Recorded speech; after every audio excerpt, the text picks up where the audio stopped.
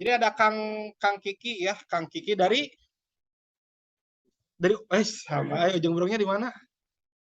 Oh, nah, oh dekat atunya orang. Itu kita. Oh iya benar-benar kita juga ujung Barung ya. Oh mau tahu aja. Kita belum sedekat itu. Nggak di Pasir Jati dekat. Bisa kemarin ke sana. Sudah nanya. Karena maksudnya akrab. Ya, oke ya. Nggak apa-apa ya, kita santai aja di sini ya. Kang Kiki dari ujung Berung. Oke. Sambil kenalinnya aktivitas singkat kali ya mungkinnya dari kuliah atau di mana bekerja? Oh, beneran delivery service? Pengantaran gitu? Oh, selain lain lah. Nah, ini yang diantarnya apa nanti mungkin akan ngobrol lagi ya. Oke, di bagian. Terus sebelahnya siapa ya? Ini mengantar ini jangan-jangan. Tadi bareng kan ya? Oh, ini yang diantarnya ini.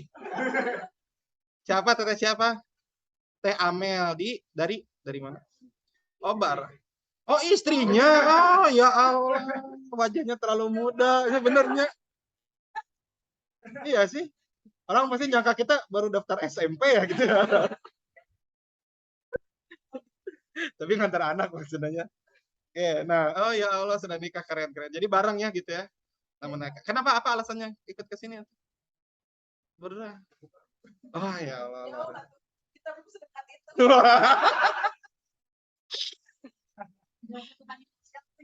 Tidak seberani Naya ya gitu. Mungkin kalau sudah 2 pertemuan begitu nanti. Kiki dan Teh Amel ya bareng ya gitu. Oke, aktivitasnya nanti kita ngobrol di belakang ya gitu ya. Oke.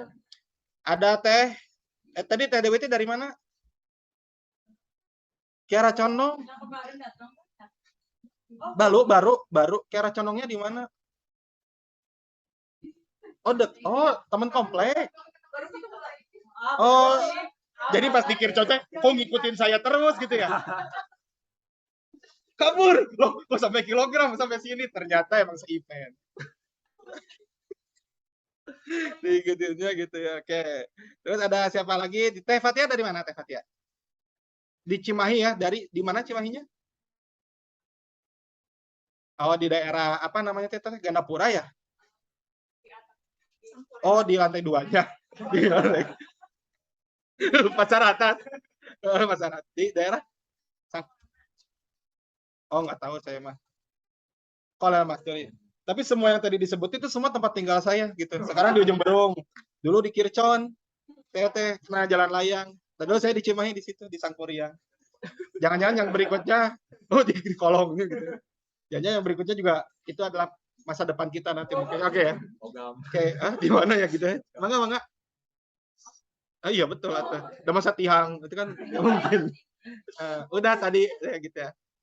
Baru datang ya, berdua ya. Oke, boleh kenalin sedikit mungkin. Jadi, woi, mantap. Naik naon ke sini atas arah naik apa? Naik motor dari Jatinangor. Dinaikin ke bus enggak? Oke, pesawat jet. Dari Jatinangor. Mahasiswa di sana? Oke, ya baik. Nanti cerita mahasiswa apa nanti belakang kita kenalan lebih dalam ya. Gitu ya. Sama sebelahnya? Tantria dari Pagar sih mah. Harus di Pagar sih ya betul. Itu mah tidak bisa dikaitkan ya gitu ya. Di Pagar sih kakak saya dulu pernah jatuh loh di Pagar sih naik motor. Oh, cocok loginya gitu. Oke, ini Tantria sama Rahma. Oke, jadi selamat datang buat teman-teman yang baru ya gitu. Ini juga nanti mungkin akan berkenalan sama yang lainnya. Ini juga baru ada yang baru hadir apa? Ini baru datang nih 2 tahun yang lalu kalau yang gitu ya, baru datangnya gitu. Oke, jadi ini nanti sambil jalan sambil kenalan, santai. Ada label namanya nggak? Bisa ya, boleh gitu sambil kita berkenalan gitu. Jadi mungkin sambil teman-teman juga yang di online boleh mungkin kenalan nih dari mana aja ya. Ada Teh Desi, Teh Siti dan Tiffany nih kenalan juga. Karena kita ini hybrid sebetulnya online dan offline.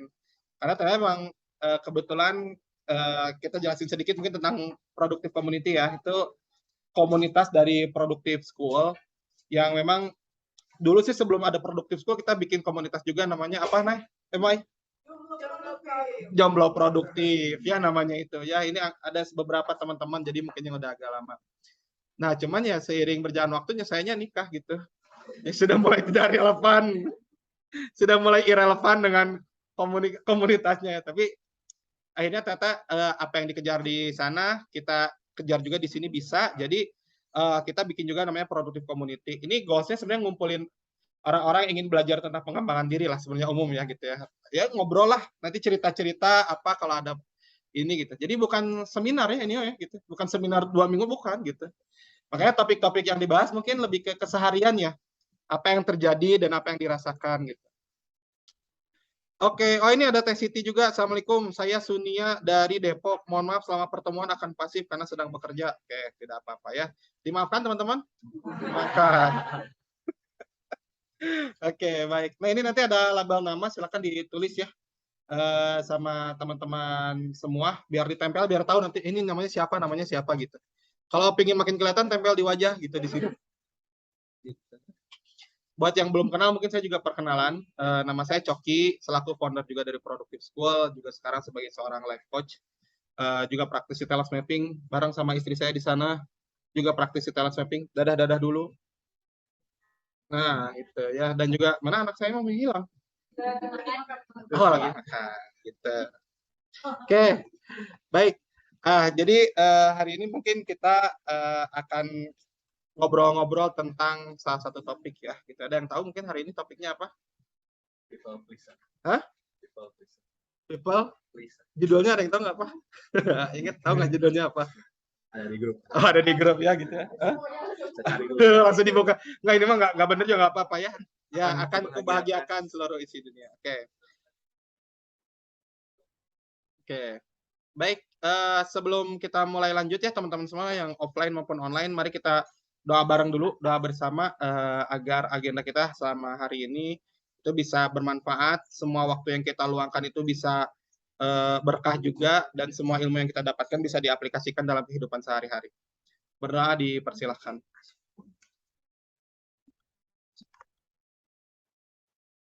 Ya, berdoa selesai. Oke, baik. Sebelum mulai, ini Teh, sebenarnya bukan saya yang harusnya MC, tapi MC-nya menghilang ya sebetulnya gitu ya. Jadi apa namanya tuh pagi ini kita sebelum mulai sharing ya gitu ya. Sebetulnya ada sesi nih, namanya adalah dunia hari ini. Apa itu sesi dunia hari ini tuh? Sesi dunia hari ini adalah sesi di mana kita mungkin update kali ya hal-hal yang lagi update tuh apa sebenarnya sekarang, dan boleh sharing kira-kira ini berbagi informasi lah biar kita tuh nggak katroteing gitunya gitu. Ada update apa di dunia ini? Apapun boleh, mau dalam negeri, luar negeri, kita sharing itu bisa nambah insight buat kita semua gitu. boleh Leslar, coba boleh. Jadi ini formatnya boleh dicontohin dulu, dicontohin ada kejadian informasi apa, sharing, terus kalau bisa diambil ibrohnya, hikmahnya apa gitu ya. ada yang mau sharing, silakan. Boleh ini kasih mic-nya. Ini soalnya biar bisa masuk ke sini. Jadinya ya. Iya, boleh lah. Intinya aja, jangan nanti kita jadi seharian ngobrol Leslar ya.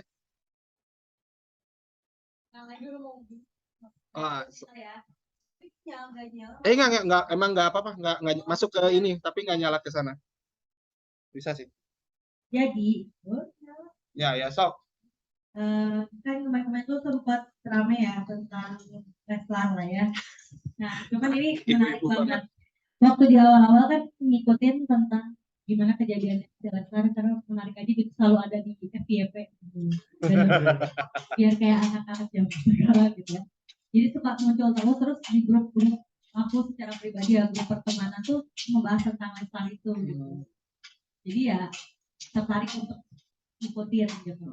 Nah tapi awalnya cuma ngegosipin aja tentang si ceritanya lah, alurnya kan, kayak penemuan fakta dan lain-lain gitu. Cuman pas sekarang setelah ada berita bahwa tidak jadi, kan dicabut laporannya gitu ya, itu langsung kepikiran untuk kayak oh ya ini kalau aku mengambil hikmahnya ya dari jadi ambil hikmah ya mentang-mentang itu hikmah. Jadi kalau ngambil pelajarannya itu kalau dalam rumah tangga gitu ya, memang kita selalu menemukan, bukan selalu ya, ini ada, kita pasti menemukan namanya permasalahan dalam rumah tangga. Dan permasalahan rumah tangga itu kalau berlarut-larut bisa bikin jadi nggak produktif gitu.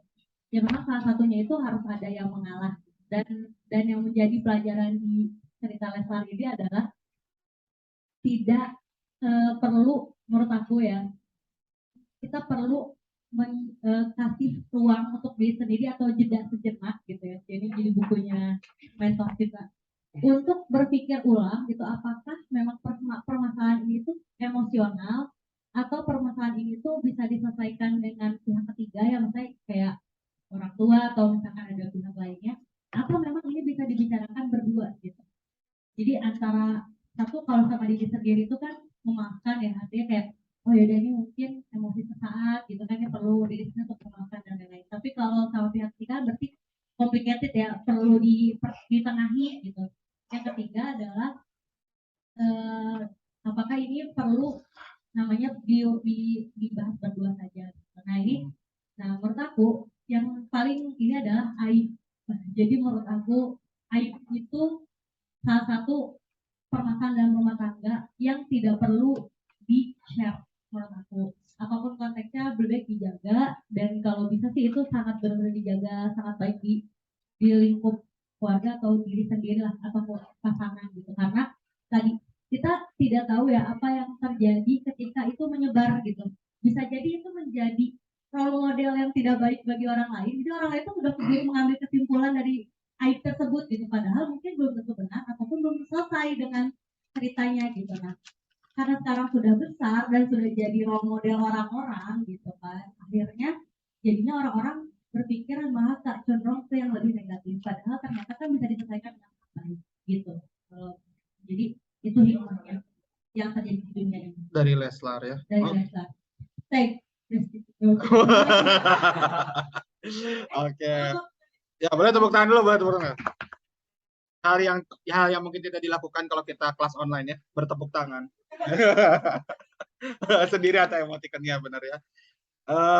Bahas Leslar, ada yang concern sama Leslar selain istri saya. Jadi ini kalau ibu-ibu memang concern banget ya, tapi emang menarik. Kalau kemarin ada bahasan katanya dulu, jadi ini fasenya bicara produktivitas ya. Fasenya dulu pas KDRT tuh muncul isu bahwa nah inilah pentingnya bahwa hidup itu jangan mudah disetir orang. Karena dulu kan katanya Rizky Bilar dan Lesti adalah pasangan hasil dari jodohan netizen, bener nggak? Ini cocok gitu. Nah, satu, kita nggak boleh ngikutin orang. Habis itu ternyata kan jadi tersangka tuh udah pakai baju ya gitu. Tapi tiba-tiba tidak jadi dicabut ya laporannya kan ya. Akhirnya ada kesimpulan baru netizen. Nah, inilah yang namanya toxic relationship katanya gitu. Menyakiti tapi ya kitanya tetap akhirnya balik lagi. Nah.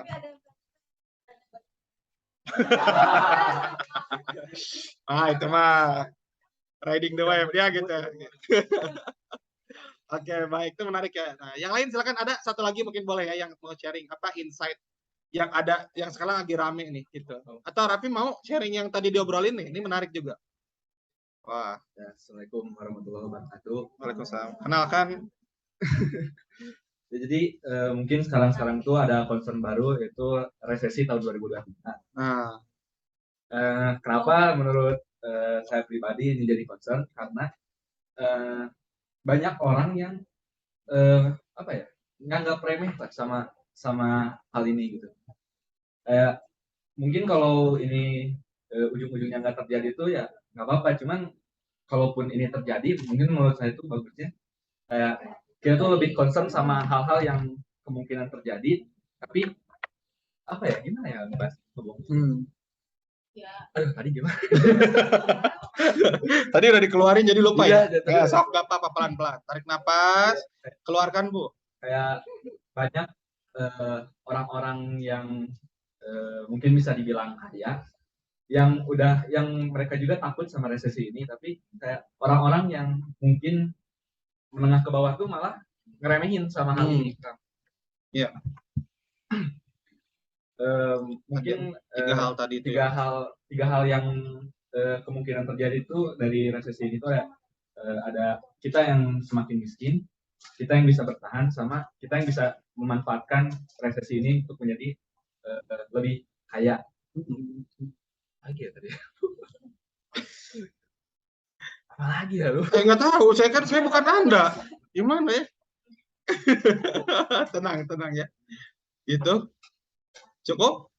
Yang mungkin hikmah yang perlu diambil tuh kalau ada orang ngomong atau takut akan suatu hal, seenggaknya kita tuh jangan meremehkan hal itu gitu. Karena kalau itu terjadi, kitanya yang bakal kewalahan. Jadi kita tuh harus apapun yang terjadi harus siap-siap sama siapin dana darurat.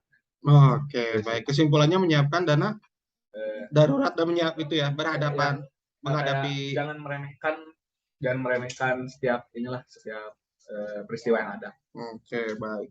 Thank you. Good. Boleh tepuk tangan buat Rapi. Rapi bisa ke sini, alhamdulillah. Jadi benar. Kalau bahas resesi juga nampaknya seru karena emang itu lagi rame ya, gitu ya.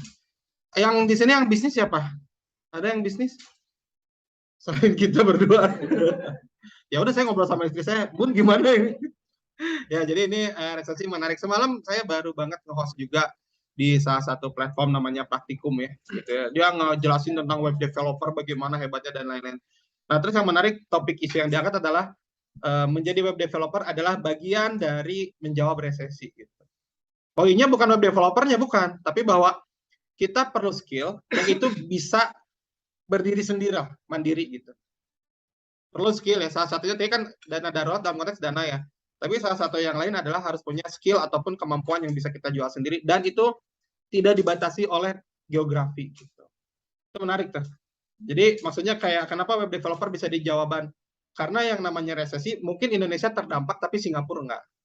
Nah, kita bisa aja kerja di Singapura gitu loh maksudnya tuh. Kalian punya skill ya. Itu menarik tuh. Jadi mungkin ini saya tambahannya dari Raffi ya. Tadi benar ada yang miskin semakin miskin. Ada yang bertahan, ada yang malah jadi kaya ya, atau lebih meningkat. Malah yang menarik adalah kalau belajar dari COVID, itu orang kaya itu meningkat 2 kali lipat kekayaannya ya. Yang miskin malah makin miskin lagi. Berarti ujiannya bertambah, tapi ya memang bukan karena dia kayanya, tapi dia udah tahu cara ngadepin kayak gitu. Nah, ya semoga sih kalaupun ada resesi, fase COVID kemarin itu bisa jadi pelajaran juga buat kita ya gitu. Mungkin di sini udah yang kerja siapa? Yang kita masih kuliah ya? Oh udah kerja, Tantria udah kerja. Aduh aku lupa, Teh Diani, Yanti, Teh Dianti Cirebon kan? Nah, kalau Teh Dianti kan kerja juga ya, kerja terus sama Fatia kerja ya gitu. Nah, ada nggak yang ternyata COVID itu berdampak? Ada nggak di perusahaannya? Ada ya? Ada ya? Kak Kiki kerja juga atau? Oh dulu, sekarang? Oh perusahaannya bangkrut lagi, itu lebih epic deh ya satu perusahaannya ya. Jadi ya semoga itu jadi pelajaran besar sih, karena itu jadi kalau ada resesi lagi, teman-teman yang dulu survive di COVID itu tidak akan punya masalah dengan resesi. Gitu. Iya kan ya? Enggak. Iya udah tahu gitu. Caranya. Kalau menurut Raffi ya, dengan orang yang udah bisa survive di COVID itu merasa jadi kayak udah pernah survive jadi santai, bukan lebih aware lagi. Nah akhirnya malah jadi lebih menurut aku jadi lebih bahaya karena orang-orang merasa udah pernah survive. Jadi rasa santainya itu ya yang bahaya. Oke, good.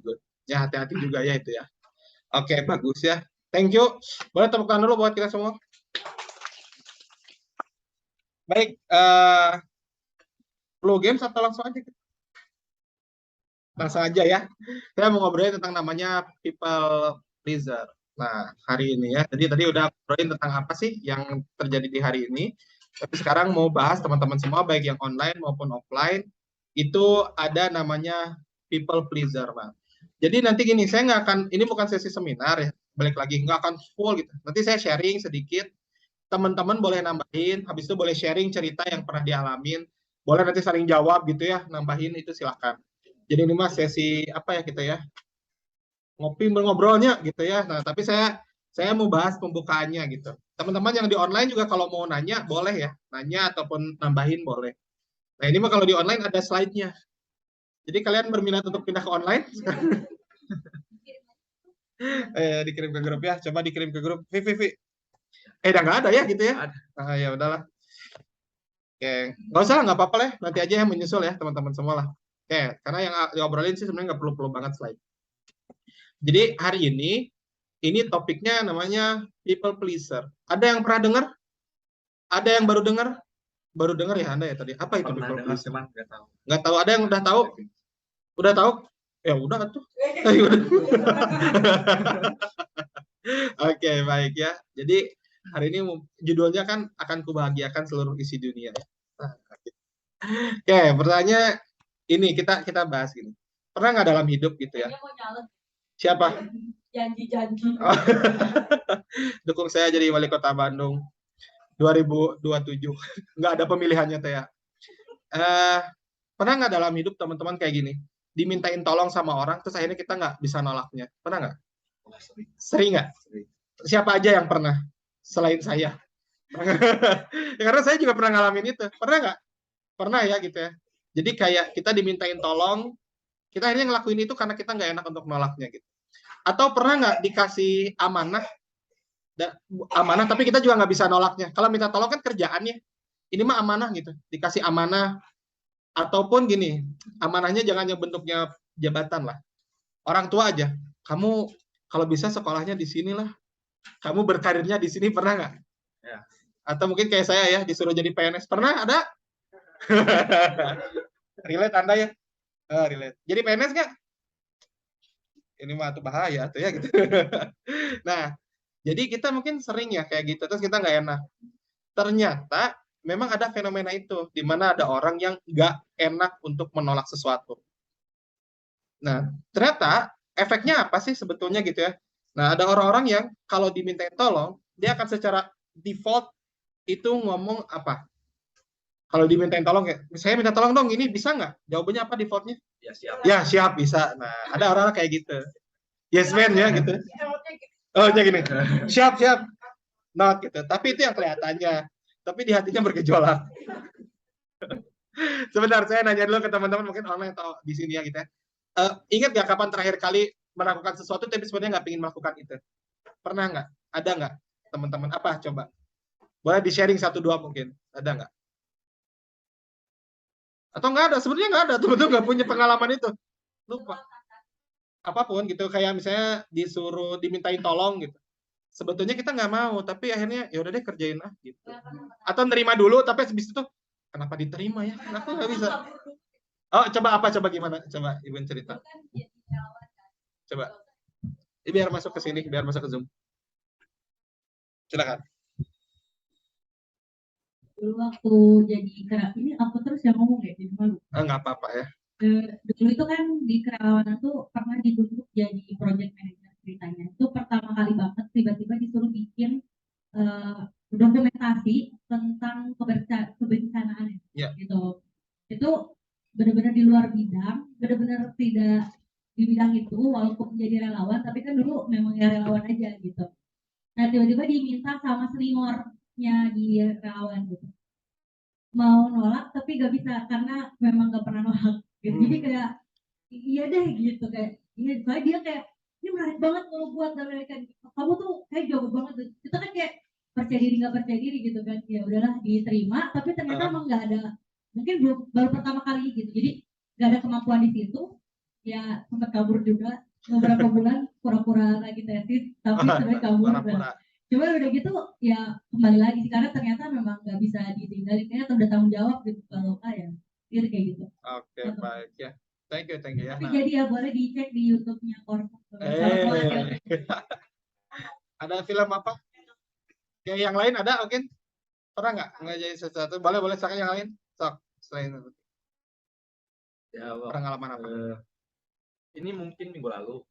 Minggu lalu tuh, aku tuh jadi ikut jadi anggota divisi marketing di pensi kampus. Nah, cuma karena dulu pernah ada pengalaman buat jadi ketua danus di pensi lain juga. Jadi si ketuanya tuh kayak, kamu tuh dulu pernah di ini ketua danus, kenapa nggak bantu-bantu danus juga gitu. Cuman karena ini ketua tuh jadi nggak bisa nolak. Karena ya ketua padahal gitu. Bukan job desk Raffi gitu sebagai danus, cuman karena apa ya dia ketua terus tahu gitu kalau Raffi itu pernah punya pengalaman jadi ketua danusnya, jadinya tuh kayak disuruh bantu aja. Jadi tapi nggak bisa nolak itu, diterima sampai sekarang gitu. Sampai sekarang. Oh, ini Masih. jadi sekarang tuh sebenarnya masih dalam bagian perlu healing ya. Iya perlu ya, perlu dibantu sebenarnya. Jadi itu sebenarnya curhat sedih oke ya. Iya, Ya, sabar.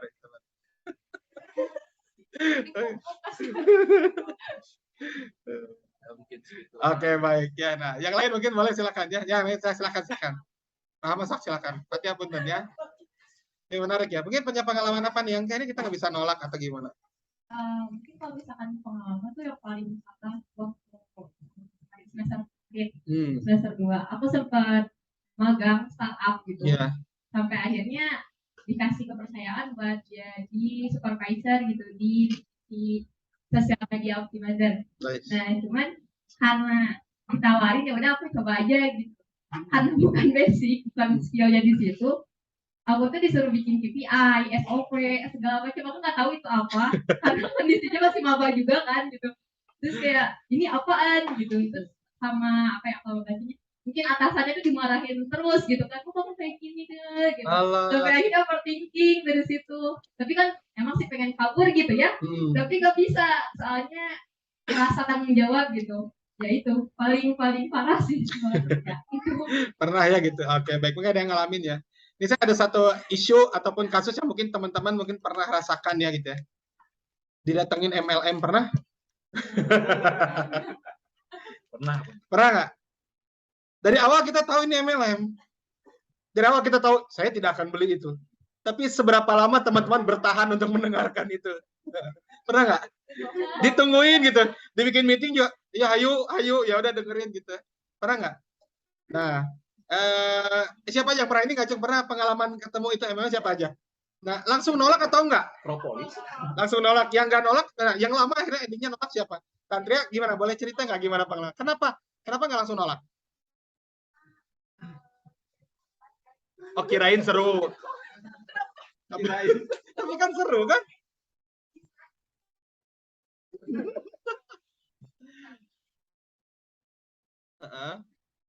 Kirain bisa buat ngabisin itu lama-lama sampai 4 jam 5 jam gitu. Awalnya sih lagi sholat, tiba-tiba kayak teman yang satunya lagi tuh buat apa sih kan ini sempat keluarin uang berapa kasih itu besoknya itu lagi malah nggak ikutan gitu. Jadi nangis sendiri katanya sampai dia uang keluar gitu. Ya baik ya.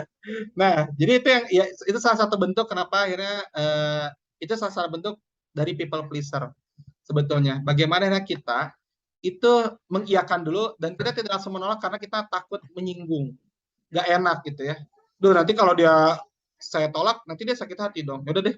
Padahal endingnya ditolak juga kan. Jadi perbuatan seperti Teh Naya menolak di awal itu sudah sangat bagus. Sebenarnya ini bagian ya. Karena saya juga ada yang pernah kan orang nawarin gitu ya MLM. Terus akhirnya saya nggak tertarik sih sebenarnya, tapi saya nggak bisa langsung kan sebagai adab kita mendengarkan lah kalau buat saya. Ya udah dikirimin, terus dia pakai simulasi. Ini lihat Pak, ada orang membangun dinastinya, nanti dia ending di akhir. Tapi yang ini mah kerja dapat duit langsung keluar. Nah, Bapak ingin seperti apa?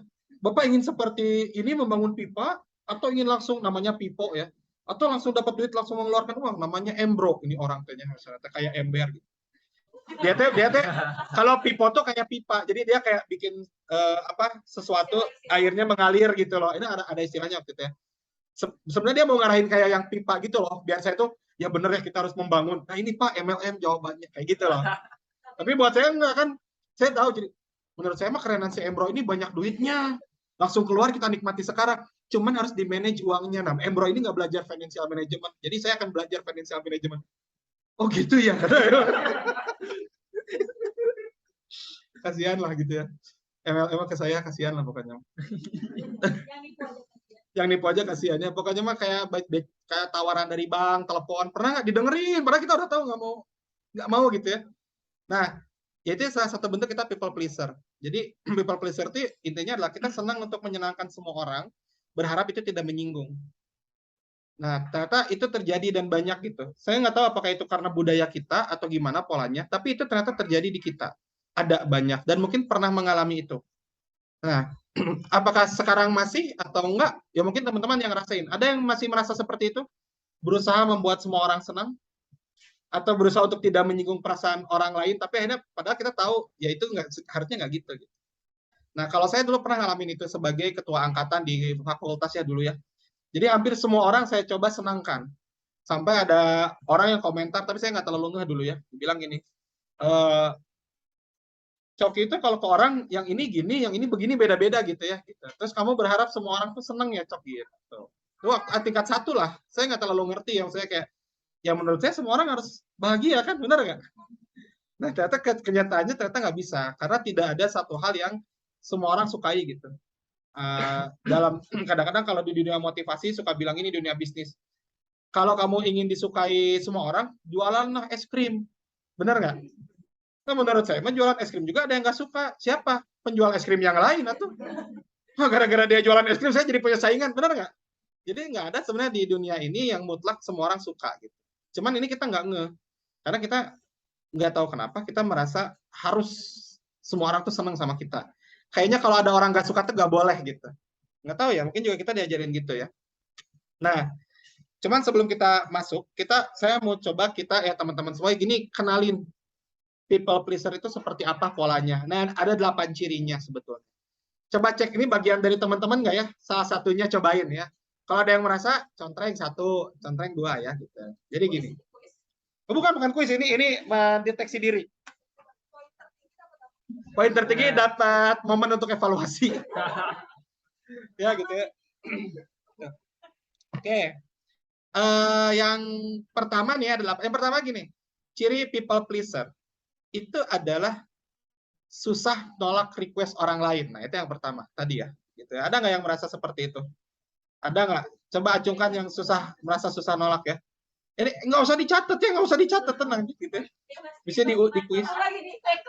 Oh, lagi checklist ya? Iya, ini saya gitu. Susah nolak requestnya permintaan orang. Bisa dalam bentuk minta kerjaan atau dah lah, kamu tuh bagusnya ngerjain ini kayak gini aja gitu. Arahan lah. Arahan. Ada nggak yang susah nolak arahan orang gitu? Gitu. Ya, itu salah satu ciri people pleaser. Cuma salah satu ciri ya. Susah nolak orang. 2, selalu setuju pendapat orang. Apapun pendapat orang setuju. Atau kita tidak menyatakan tidak setuju. Yes. Menurut saya mah harusnya gini. Karena bertentangan. Kita nggak berani untuk mendebat kayak enggak sih, nggak gitu. Nah, itu nggak bisa keluar itu. Jadi akhirnya orang menganggapnya selalu setuju dengan pendapat orang lain. Ada yang kayak gitu? Ada di titik ini? Bukan berarti kita gini, hati kita nggak setuju, tapi kita nggak ngomongin itu gitu. Jadi kita dianggap setuju gitu. Ada kayak gitu, ya. Jadi yang mengiyakan segala pendapat gitu. Ya ini juga oke. Ini juga oke sih. Dia juga bagus, kamu juga oke. Dia juga oke. Jadi semua oke gitu. Ya. Nah, ini yang ketiga nih.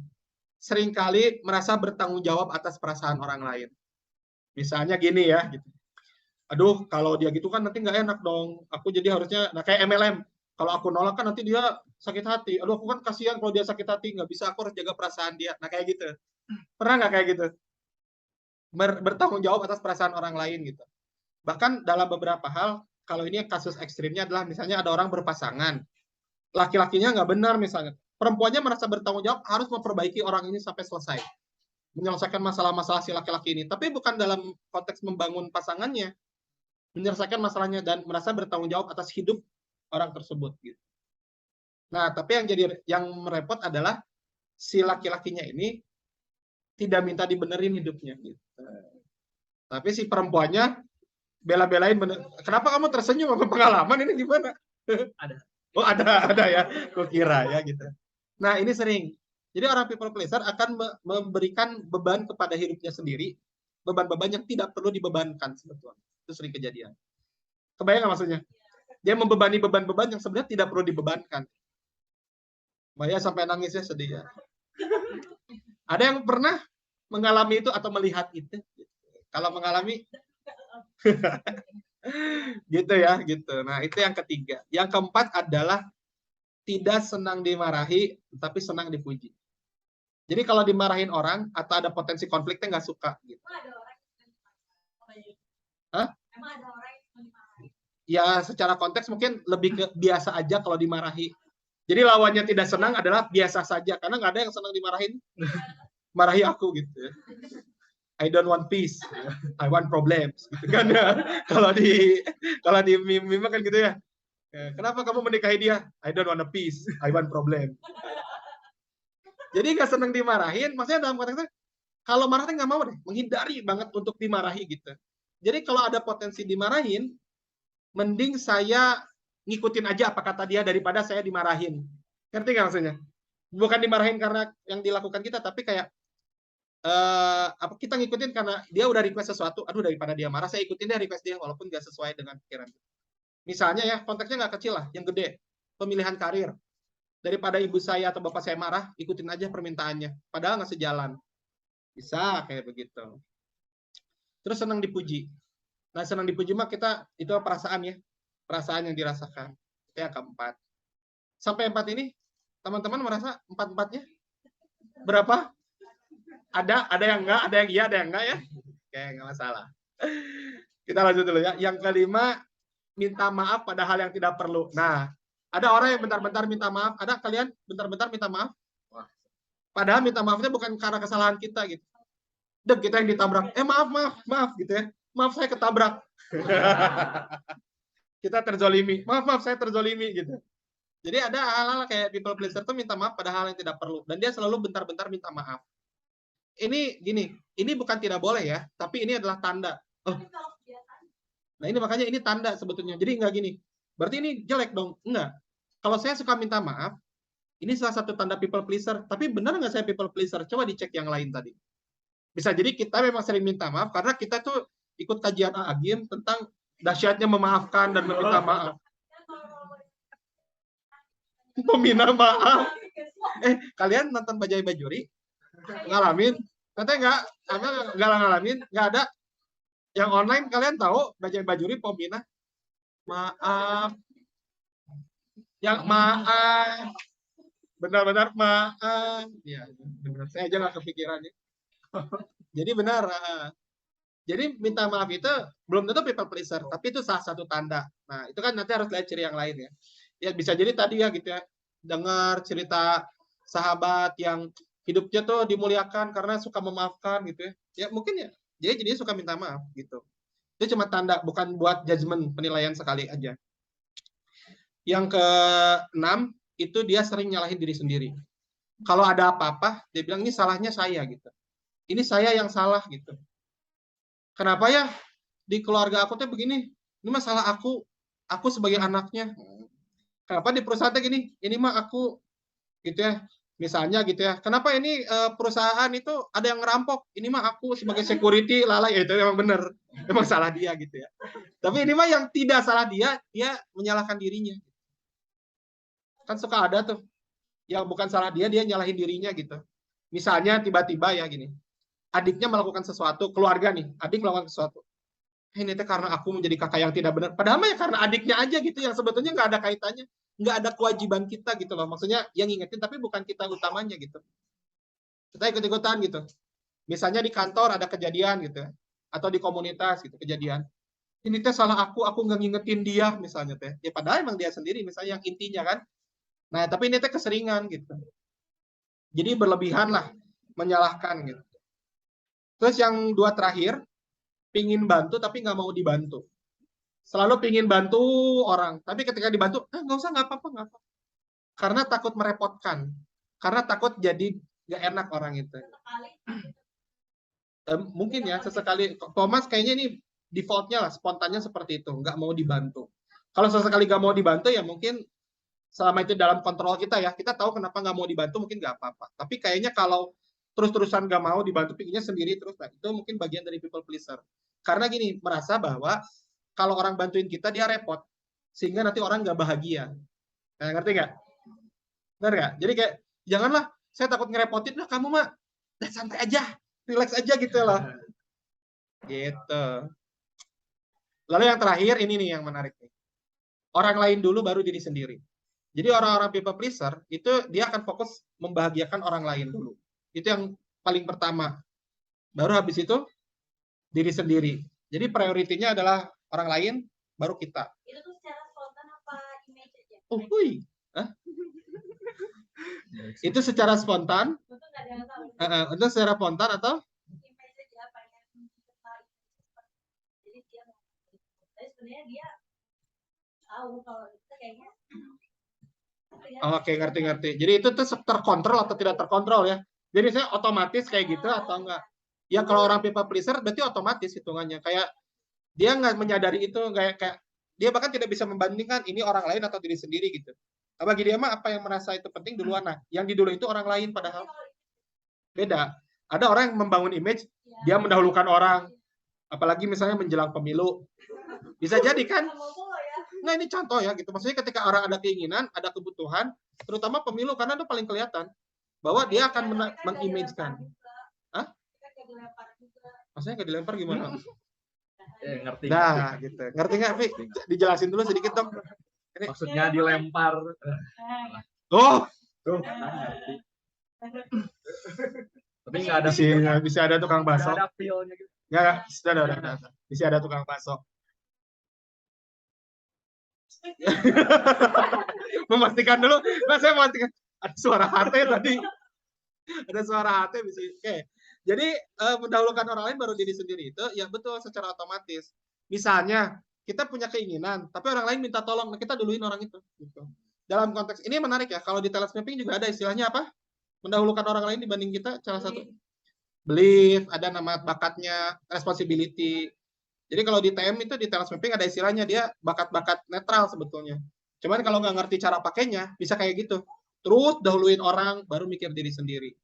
Gitu. Dan menariknya, ini menariknya nih, diri sendiri itu bukan pribadi loh. Semua yang dianggap bagian dari dirinya itu akan dikorbankan demi orang lain. Contoh, udah nikah.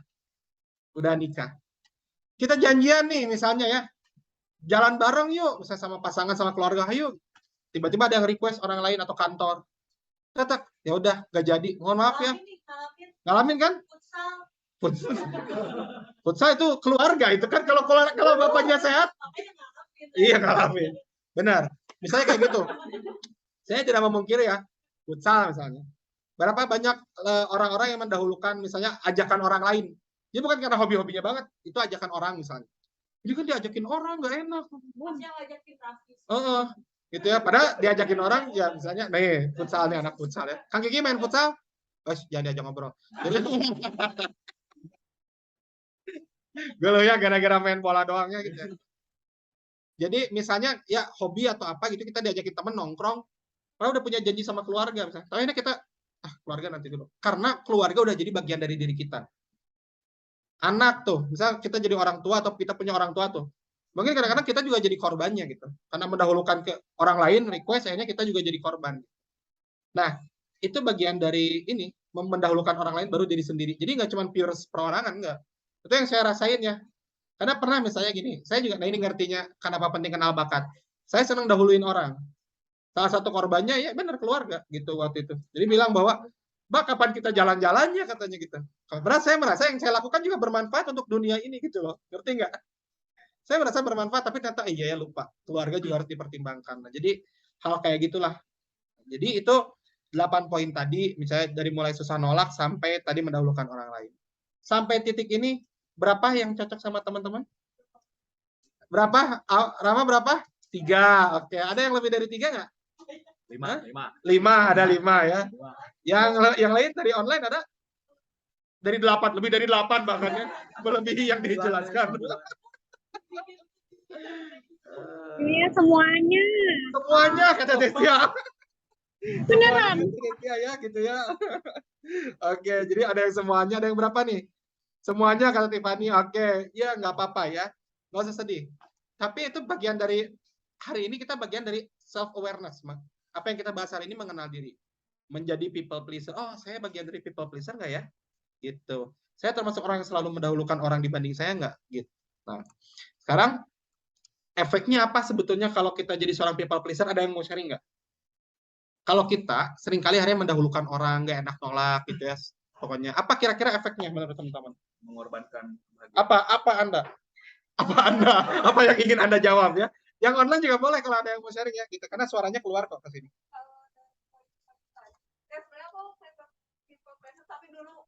Woi.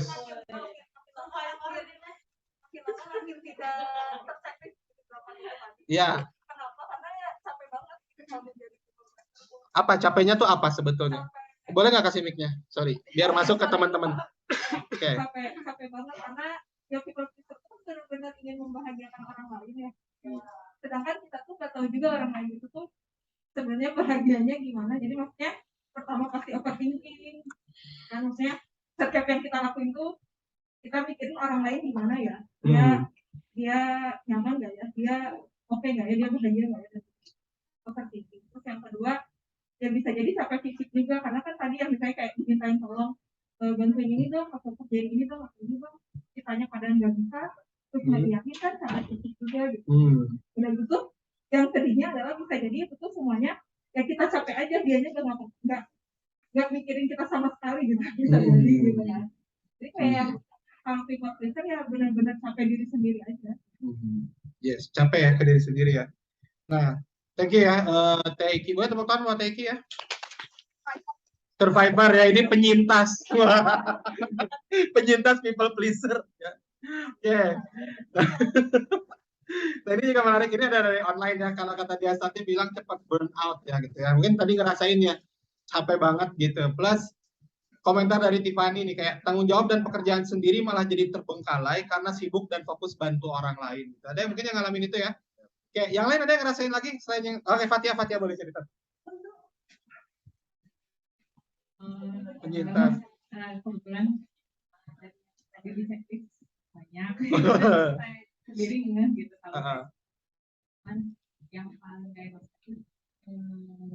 jadi kurang suka sama diri sendiri karena nggak berhasil memenuhi ekspektasi orang. Terus kayak kenapa ya aku nggak bisa gitu kayak gitu. Terus jadi kesal sendiri jadi kayak gitu. Biasanya tapi alhamdulillah kalau sekarang sih agak dipikirin dulu gitu sebelum misalnya diminta tolong atau apa. Kayak saya mending tunggu dulu kasih waktu dulu buat saya mikir gitu. Jadi nggak langsung ngejawab spontan. Oh ya bisa tunggu dulu ya gitu. Jadi baru mulai keputusannya setelah setahun. Setahun. Ini bisa bantu ini nggak? Ntar ya, tahun depan bisa. Yang ya gitu sih. Oke. Nggak dijawab secara langsung.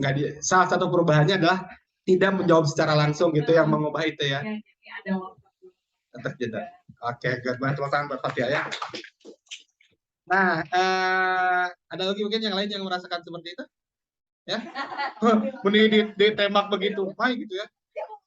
Oh ya, baik silakan. Mungkin terakhir ya. Nah. Ya kira-kira dampaknya apa kalau akhirnya orang jadi people pleaser seperti itu?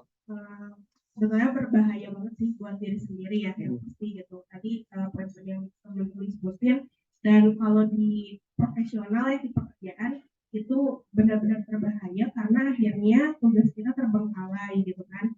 Terus juga kayak bikin gregetan banget gitu kan.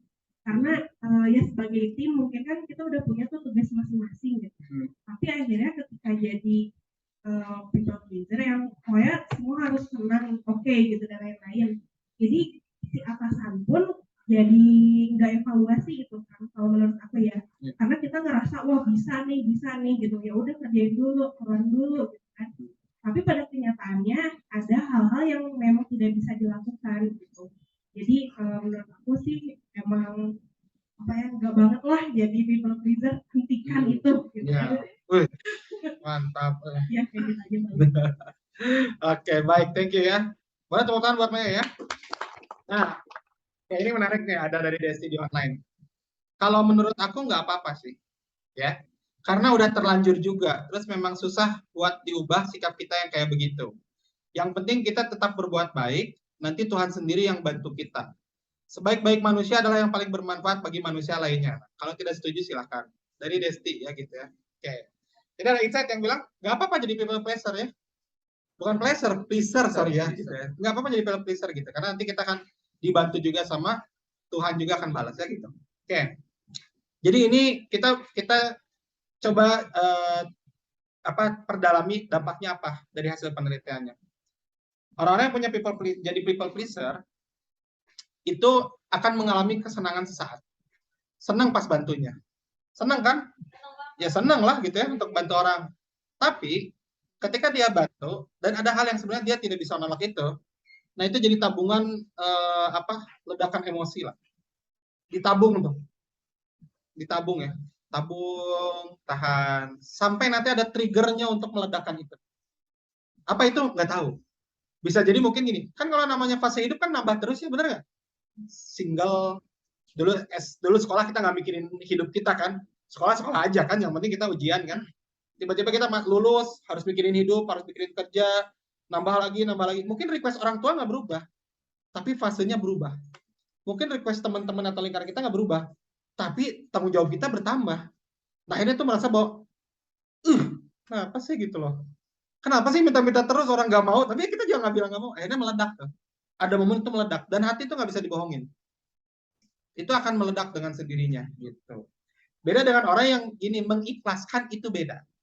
Ya, udah nggak apa-apa, saya bantu karena emang ini udah saya niatin dari awal buat bantu. Tapi ada yang nggak ngikhlas ini, itu meledak nanti. Nah, fasenya nanti akan stres. Benar tadi burnout gitu ya. Itu secara mental. Secara productivity, kita juga akan kehabisan waktu emang. Karena waktu kita juga terbatas kan. Dan kita akan defaultnya benar, kita akan terus bantu orang. Masalahnya, baik nggak bantu orang? Baik banget. Hah? Baik banget. Yakin? Baik nggak bantu orang? Yakin. Hah? Baik nggak bantu orang? Baik nggak? Baik. Hah? Hah? Baik. Relatif. Selama. Benar ya. Kok ada selamanya nggak nih bertanya baik nggak bantu orang? Ya baik ya, nama bantu orang mah ya gitu ya, gimana juga. Nah, betul ya, baik secara membantunya baik. Nah, nilai ini ditanamkan dari kita sejak kecil. Bantulah orang lain. Nah, cuman manajemen membantunya ini, manajemen membantu ya. Ini yang mungkin kita nggak diajarin gitu. Kita ada batasan nggak sih dalam bantu orang? Gitu loh. Ini boleh sih nggak sih bantuin orang? Ini orang minta dicap, padahal ini buat korupsi, boleh nggak? Nah, ada yang nggak enak kan? Akhirnya dia nggak enak, tapi dia nggak bisa nolak, dia resign dari kerjaan. Dia korbankan apa yang dibuat dia sendiri. Ngerti nggak maksud saya? Korbannya kan diri kita kan. Nah, maksudnya people pleaser itu bukan masalah ngebantunya, tapi ternyata ya itu nggak bisa nolak untuk membantu yang sebenarnya tidak harus dibantu. Bukan karena nggak baik, mungkin karena kita nggak punya waktunya, mungkin karena kita nggak punya tenaganya, karena seharusnya kita punya alokasi buat diri kita gitu. Ya, gitu. Saya pernah dimintain, tolong bantuin dong masalah rumah tangga anak saya. Nah, sama istri saya berdua. Ya, kira-kira kalau ditanya gitu, semangat nggak saya? Hah? Gas. Semangat saya mah. Karena bidang saya di situ sama istri saya. Apalagi ini teman saya yang minta tolong. Jadi ini orang tuanya yang datang ke saya. Tolong bantuin dong rumah tangga anak saya. Kan teman kamu juga. Semangat nggak? Semangat. Semuanya berkaitan. Ini teman saya. Ini juga orang tuanya saya kenal dekat dulu. Tapi kata mentor kita, nih ya, Teh Elma, ketika saya mau konsultasi, gimana sih? Pertanyaan gini. Mau sejauh apa membantunya? Ini pernah kita bahas ya dulu ya. Di pertemuan pertama kalau nggak salah. Mau sejauh apa membantunya? Oh, baru di situ saya sadar bahwa dalam membantu pun ada batasan. Karena kalau kita nggak bantu, kalau kita nggak tahu batasan, akan habis tuh ke bawah gitu. Betul. Dan jangan khawatir ya, kita tidak akan pernah kehilangan orang-orang yang akan minta bantuan ke kita. Kita nggak akan pernah kehilangan ya. Akan selalu ada gitu setiap saat gitu. Jadi kalau kita merasa, aduh ini kan gimana nih, pasti ada lagi. Nah itu efek internalnya ya tadi ya. Waktu akan habis dan lain-lain. Tapi kalau bicara mental nih yang berat sih. Mentalnya bisa jadinya beban kita. Jadi tidak suka dengan diri sendiri ya tadi ya gitu. Kamu tuh di kaca ya. Gak suka. Nah, kata dia tadi boundaries ya. Ya betul ya, boundariesnya harus jelas. Dan setelah itu ini efek yang menariknya nih. Ketika jadi tadi Rizky Bilar ya sama Lesti Kejora ya. Ketika Lesti Kejora menarik lagi itu gugatannya, hal yang baik nggak? Dalam konsep rumah tangga deh, nggak jadi menuntut suami, baik nggak? Baik kan? Apapun alasannya. Tapi komentar orang, baik atau enggak? Terbagi dua kan? Dan oh ini gini-gini dan lain-lain, oh gimana sih? Nah, ini yang terjadi dalam konsep hidup orang people pleaser. Sebetulnya dia akan mendapatkan komentar orang yang sangat banyak. Dan orang bisa aja kayak gini, kok dia mau terus ya digituin, maunya dimanfaatin orang. Nah, kayak gitu. Cuman ini bukan jadi patokan, kita nggak jadi patokan. Cuman ini adalah salah satu efek internal. Kalau teman-teman merasa ada komentar seperti ini, cek. Bisa jadi mungkin selama ini saya memang tanpa sadar ya, mau-maunya gitu. Kecuali emang itu mau kita dari sekarang, dari awal. Nggak apa, ini emang mau saya gitu. Itu boundaries. Nah, itu salah satu efek ya, dampaknya. Jadi people pleaser ini bukan bicara tentang harus bermanfaat jadi orang misalnya, harus membantu, itu harus. Tapi boundaries-nya harus clear. Gitu. Karena kalau enggak kita akan tersedot kayak black hole ya. Black hole. Sekarang pertanyaan intinya, kenapa orang ada yang jadi people pleaser? Itu silakan, bisa jawab nggak? Kenapa orang akhirnya menjadi seorang people pleaser? Kenapa Ki? Karena manusia makhluk sosial, bukan? Kenapa Rama? Berat sekali memang. Benar, tapi pola asuh, lingkungan, sehingga dia menjadi seorang people pleaser. Nah, apa yang dirasakan si orang ini? Kenapa saya harus jadi people pleaser? Oke.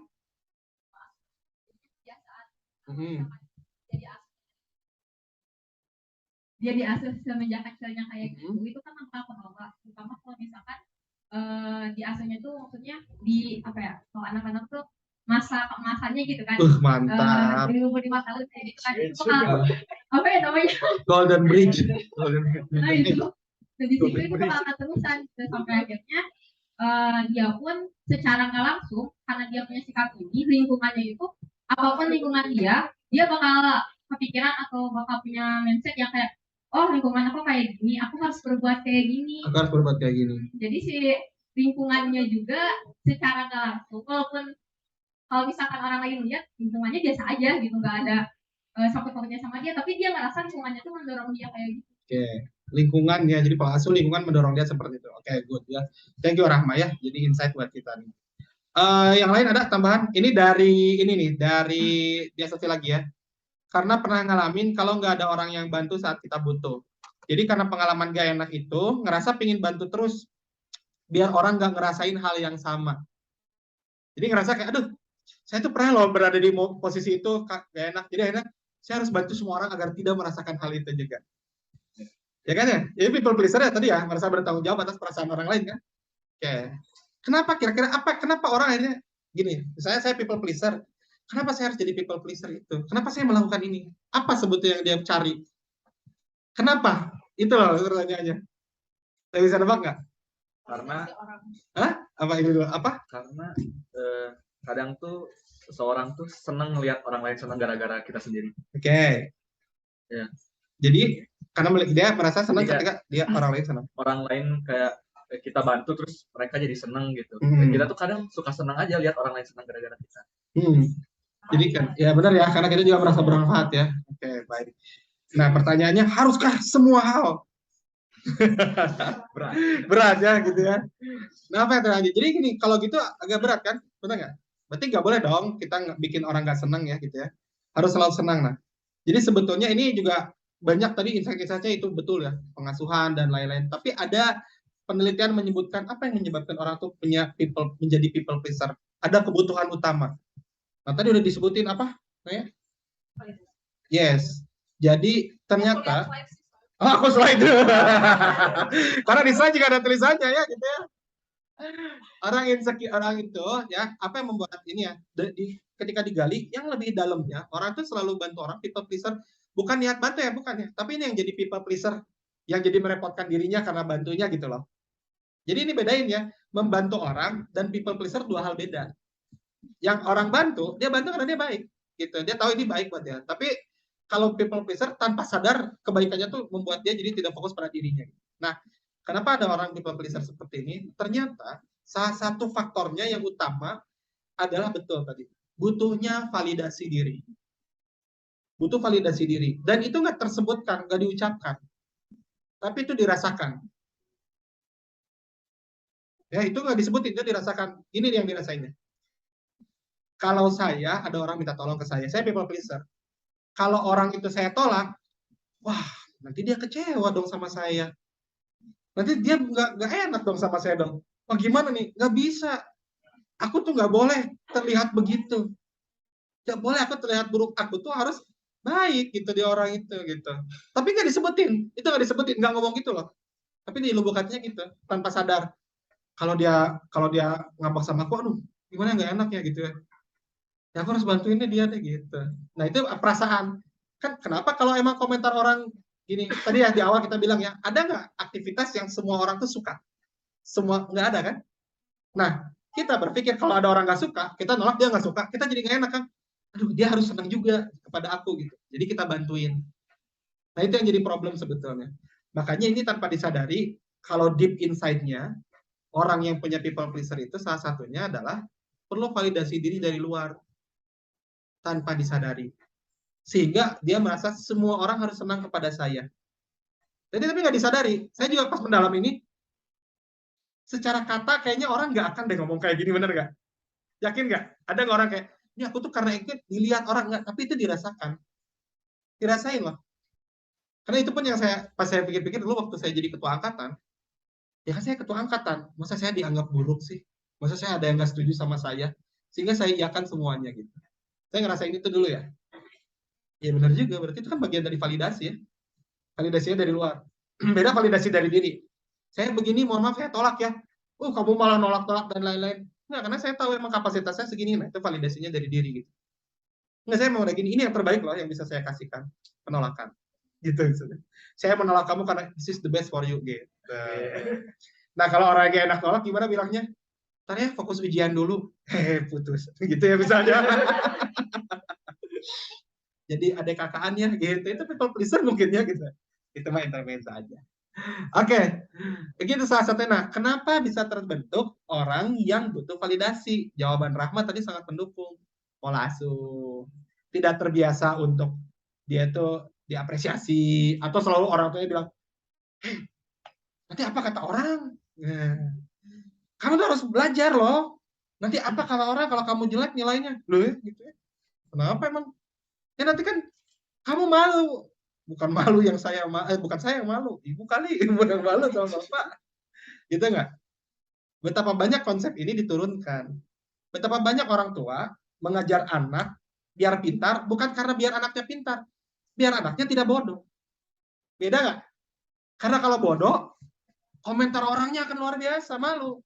Berawal dari situ, dan itu nggak disebutin. Itu dirasakan. Diturunkan ke anak dengan perasaan juga, bukan dengan kalimat. Kadang-kadang ya, jadi anak juga, iya bener ya. Oh iya benar, aku udah PNS gitu. Apalagi itu dirasakan nggak? Enggak ya? Ya emang perempuan itu kalau lulus S2 harus kerja memang. Iya gitu. Nggak bisa jadi kayak gitu. Jadi ada insecurity gitu kan? Itu sering terjadi. Jadi yang pertama itu validation, itu penyebabnya itu salah satunya. Pola asuh, pengasuhan, dan lain-lain. Gitu. Nah, itu ya mungkin. Dan terakhir, mungkin gini, kalau ada yang merasa seperti itu, hati-hati mas. Ada yang merasa, coba silakan yang merasa seperti itu ada. Cungkan alisnya mungkin itu aja ya gitu. Kode ya, bisi ngacung kan terlalu malu ya gitu ya. Itu ada yang merasa seperti itu nggak? Mungkin ada yang merasa atau pernah ya. Nah sekarang saya akan kasih insight gimana sebetulnya untuk mengubah pribadi agar tidak begitu lagi. Kalau bahasa di slide mah how to be the new me, the new me ya gitu ya. Jadi ini adalah satu konsep yang diajarkan sama mentor saya. Ini terakhir buat teman-teman semua yang mau mengubah dirinya ya. Dekonstruksi, rekonstruksi. Coba diulangin. Rekonstruksi, rekonstruksi. Dekonstruksi, rekonstruksi. Apa dekonstruksi artinya? Hah? Apa? Apa dekonstruksi?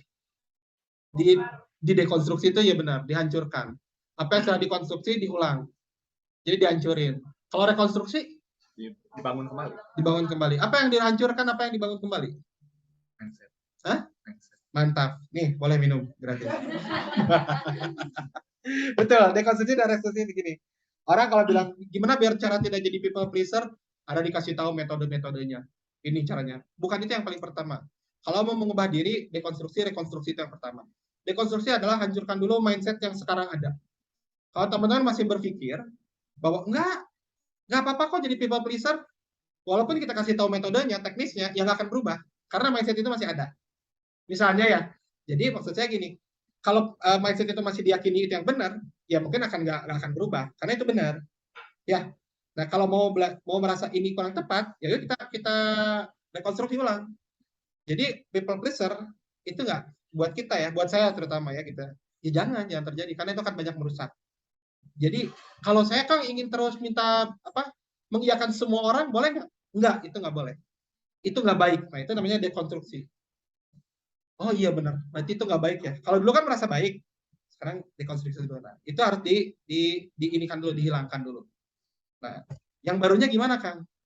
Yang barunya nih ya, mindset yang baru harus yang teman-teman harus pahami bahwa gini. Kalau teman-teman berpikir bahwa, aduh, dia minta tolong ke saya, cuma saya yang bisa jadi penyelamatnya. Terkadang iya, terkadang enggak. Ya kalau misalnya kita lihat, kalau ini nggak harus kita yang kerjain, mungkin ke orang lain bisa. Kalau kita mampu lanjut, kalau nggak usah kita paksain. Ya, karena gini, manusia tidak pernah berhenti meminta tolong. Kita tidak akan pernah kehabisan orang-orang di sekitar kita yang akan meminta tolong ke kita. Nggak akan kehabisan, itu supply-nya banyak. Ya, dan bertambah terus. Ya gitu ya, jadi nggak apa-apa gitu loh. Berikutnya adalah, kita ini bukan Superman. Jadi kita tuh nggak punya semua waktu, kita nggak punya semua tenaga, kita juga punya batasan. Superman atau Superwoman ya gitu ya, ada nama ya Superwoman. Gitu. Nah, jadi ya harus tahu batasan, boundaries, mana batasnya sampai mana. Yang berikutnya jangan kepedean. Jangan kepedean ini, tidak semua masalah di muka bumi ini menjadi masalahmu gitu loh. Tidak semua masalah orang-orang di sekitarmu itu harus kamu yang menyelesaikan. Enggak, tahu batasan aja. Kemarin saya ada kasus ya, curhat ke saya teman, bilang, mertua saya nih gini dan lain-lain. Oh, saya pusing. Kenapa pusing? Emang mertuanya minta bantuan? Enggak sih Kang. Ya udah gitu. Kebayang nggak? Tapi kan saya pinginnya bantu dan lain-lain. Kalau mau bantu jangan ngeluh atuh. Ya bantu ya, ngerti nggak? Kan kamu ini datang. Saya tuh berat banget tuh mertua ini. Mertuanya nggak minta bantuan, kenapa kamu membebani hidup kamu sendiri? Nah ini maksudnya. Jangan kepedean tuh maksudnya kayak gitu. Kita kadang-kadang gitu tuh. Merasa, aduh, gimana ya keluarga saya gini. Minta nggak gitu? Enggak Kang. Ya udah kalau nggak minta mah. Atau kan nanti saya dianggap anak ini. Nah, berarti itu validasi. Ngerti nggak? Nanti kan saya kalau nggak ini, nanti saya dianggap begini-begini. Itu validasi. Nggak sadar kan? Kayak gitu ya maksudnya. Kalau saya nggak bantu orang tua, nanti saya dianggap anak durhaka. Lah, orang tuanya juga nggak minta bantuan. Gitu. Kecuali orang tua bilang, saya minta bantu. Oke, sip, saya bantu semampu saya. Itu baru anak benar. Gitu. Ini dalam konteksnya kalau yang dia lakukan membebani. Sampai tadi ngeluh-ngeluh ya. Kalau nggak ngeluh mah jalanin aja. Boleh. Keempat, carilah validasi yang tepat. Carilah validasi yang tepat. Teman-teman yang tadi bilang, tadi siapa namanya yang bilang itu? Di Destia ya, bilang, menurut saya ini sangat bagus nih. Menurut aku nggak apa-apa. Tuhan itu nanti bantu kita kalau bantuin kita, Tuhan itu akan bantu kita. Menurut saya ini mindset yang sangat baik juga. Karena gini, validasinya dari siapa? Hah? Dari siapa? Iya, betul. Dari Allah, paling gampang. Salah satunya ya validasinya. Saya bantu ini gitu ya. Ini buat dari kita gitu. Cuman tetap poin yang atasnya tahu batasannya gitu. Tapi benar kok. Kalau kita bantu orang, jangan karena validasi orang lain gitu. Tapi validasinya karena Allah kalau buat saya. Jadi apa sih perbedaannya? Kalau saya buat Allah, saya akan ngasih yang terbaik sesuai dengan kapasitas saya dan di mata Allah itu udah baik gitu. Tapi kalau validasinya dari orang, maka harus berhasil levelnya, bukan harus maksimal. Beda nggak? Harus terwujud. Gitu. Dan terakhir ini teknis yang mungkin harus dipahami mah komunikasi yang asertif. Karena harus belajar ya. Saya belajar dari namanya Rich Waves. Make no is a default. Make no is a default. Bilang no adalah sebuah standar ataupun sebuah template yang langsung. Fatia bisa nggak ngerjain ini? Enggak. Mungkin saya pikirkan dulu. Nah itu defaultnya gitu harusnya. Kalau kita bukan ya, bisa ngerjain ini? Bisa. Kecuali ada potensi proyek ya. Biasanya itu kan bisa gitu ya. Tapi kalau dalam konteks ini, minta tolong sesuatu, nah, no. Tapi nanti saya coba pikirkan dulu ya. Itu boleh. No itu bukan dalam konteks itu nggak berharga ataupun kamu tidak layak. Tapi gini, no saya tidak ada waktunya. Tapi saya coba pikirkan dulu. Nah, padahal kita punya. Pas kita bantu apa efeknya? Orang yang minta tolong, Ternyata dia bantu saya, padahal dia nggak punya waktunya, nah, dia senang. Nah itu sih, itu beberapa tekniknya, itu menarik tuh. Make no as a default tuh saya juga baru belajar. Dan buat saya, orang-orang kayak saya yang senang banget mengiyakan, itu juga menjadi bahaya ya. Jadi ternyata dengan bilang no tuh kita jadi punya, tenang, ada waktu buat mikirin gimana ke depan. Oke, itu tadi mungkin 5 poin ya, untuk mengubah diri, untuk menjadi bagaimana menghadapi people pleaser itu. Paling terakhir, teman-teman semua, kalau mau mengubah diri, tadi, ya saran saya adalah lakukan secepat mungkin, jangan ditunda. Karena kayak konsep naik sepeda, kalau saya itu belajar kayak konsep naik sepeda. Naik sepeda, mendingan masih kecil atau mendingan sudah dewasa, sudah tua? Lebih menyakitkan mana? Belajar masih kecil atau belajar ketika tua? Mana yang lebih sakit? Kenapa ketika tua? Karena malu. Karena malunya. Oh, validasi, people pleaser. Nah, juga. Ya. Skill yang dipelajarinya sama atau enggak? Sama ya gitu. Nah, sekarang kita menjadi orang yang tidak people pleaser, itu mau belajar sekarang atau 20 tahun lagi sama nggak yang dipelajarinya? Oke, mana yang lebih repot? Ya mungkin nanti, karena lebih udah terbiasa kan, gitu ya. Lebih nikmat mana? Sekarang atau nanti? Sekarang. Karena juga perubahan itu akan kita rasakan lebih lama. Kalau kita bisa naik sepeda dari umur 5 tahun, maka kita dari umur 5 tahun sampai 40 tahun kita menikmati 35 tahun skill naik sepeda. Berarti ya? Tapi kalau kita belajarnya baru usia 40, di usia 40 benar, kita bisa naik sepeda, tapi kita tidak menikmati skill kita gitu. Ini berlaku untuk perubahan diri, belajar ngaji, berlaku juga untuk apa? Mencoba untuk apa? Aktivitas-aktivitas baiknya, baik juga yang lain sama. Maksudnya kita sekarang atau nanti sama skill yang diajarin gitu. Jadi silakan kalau bisa belajar itu, perubahan itu nyoba sekarang, karena sama-sama. Dah, itu mungkin dari saya yang bisa dibahas ya tentang people pleaser ini. Mungkin silakan kalau dari teman-teman ada yang mau nambahin, diskusi, ngobrol atau bertanya Pak. Boleh silakan. Sok silakan, boleh silakan. Ya. Mau sharing juga boleh ya, ini ya. Silakan. Sebenarnya tadi udah dibahas, cuman belum dibahas secara lengkap. Kumaha acara? Apa sih efek jadi seorang people pleaser? Efek apanya nih? Efek ke ini buat orangnya gitu. Buat orang people pleaser tuh apa efeknya? Mau itu baik atau buruk? Oh, kalau efek dari yang lain dulu mungkin ada nggak yang bisa sharing efek baik dan buruknya apa yang terasa?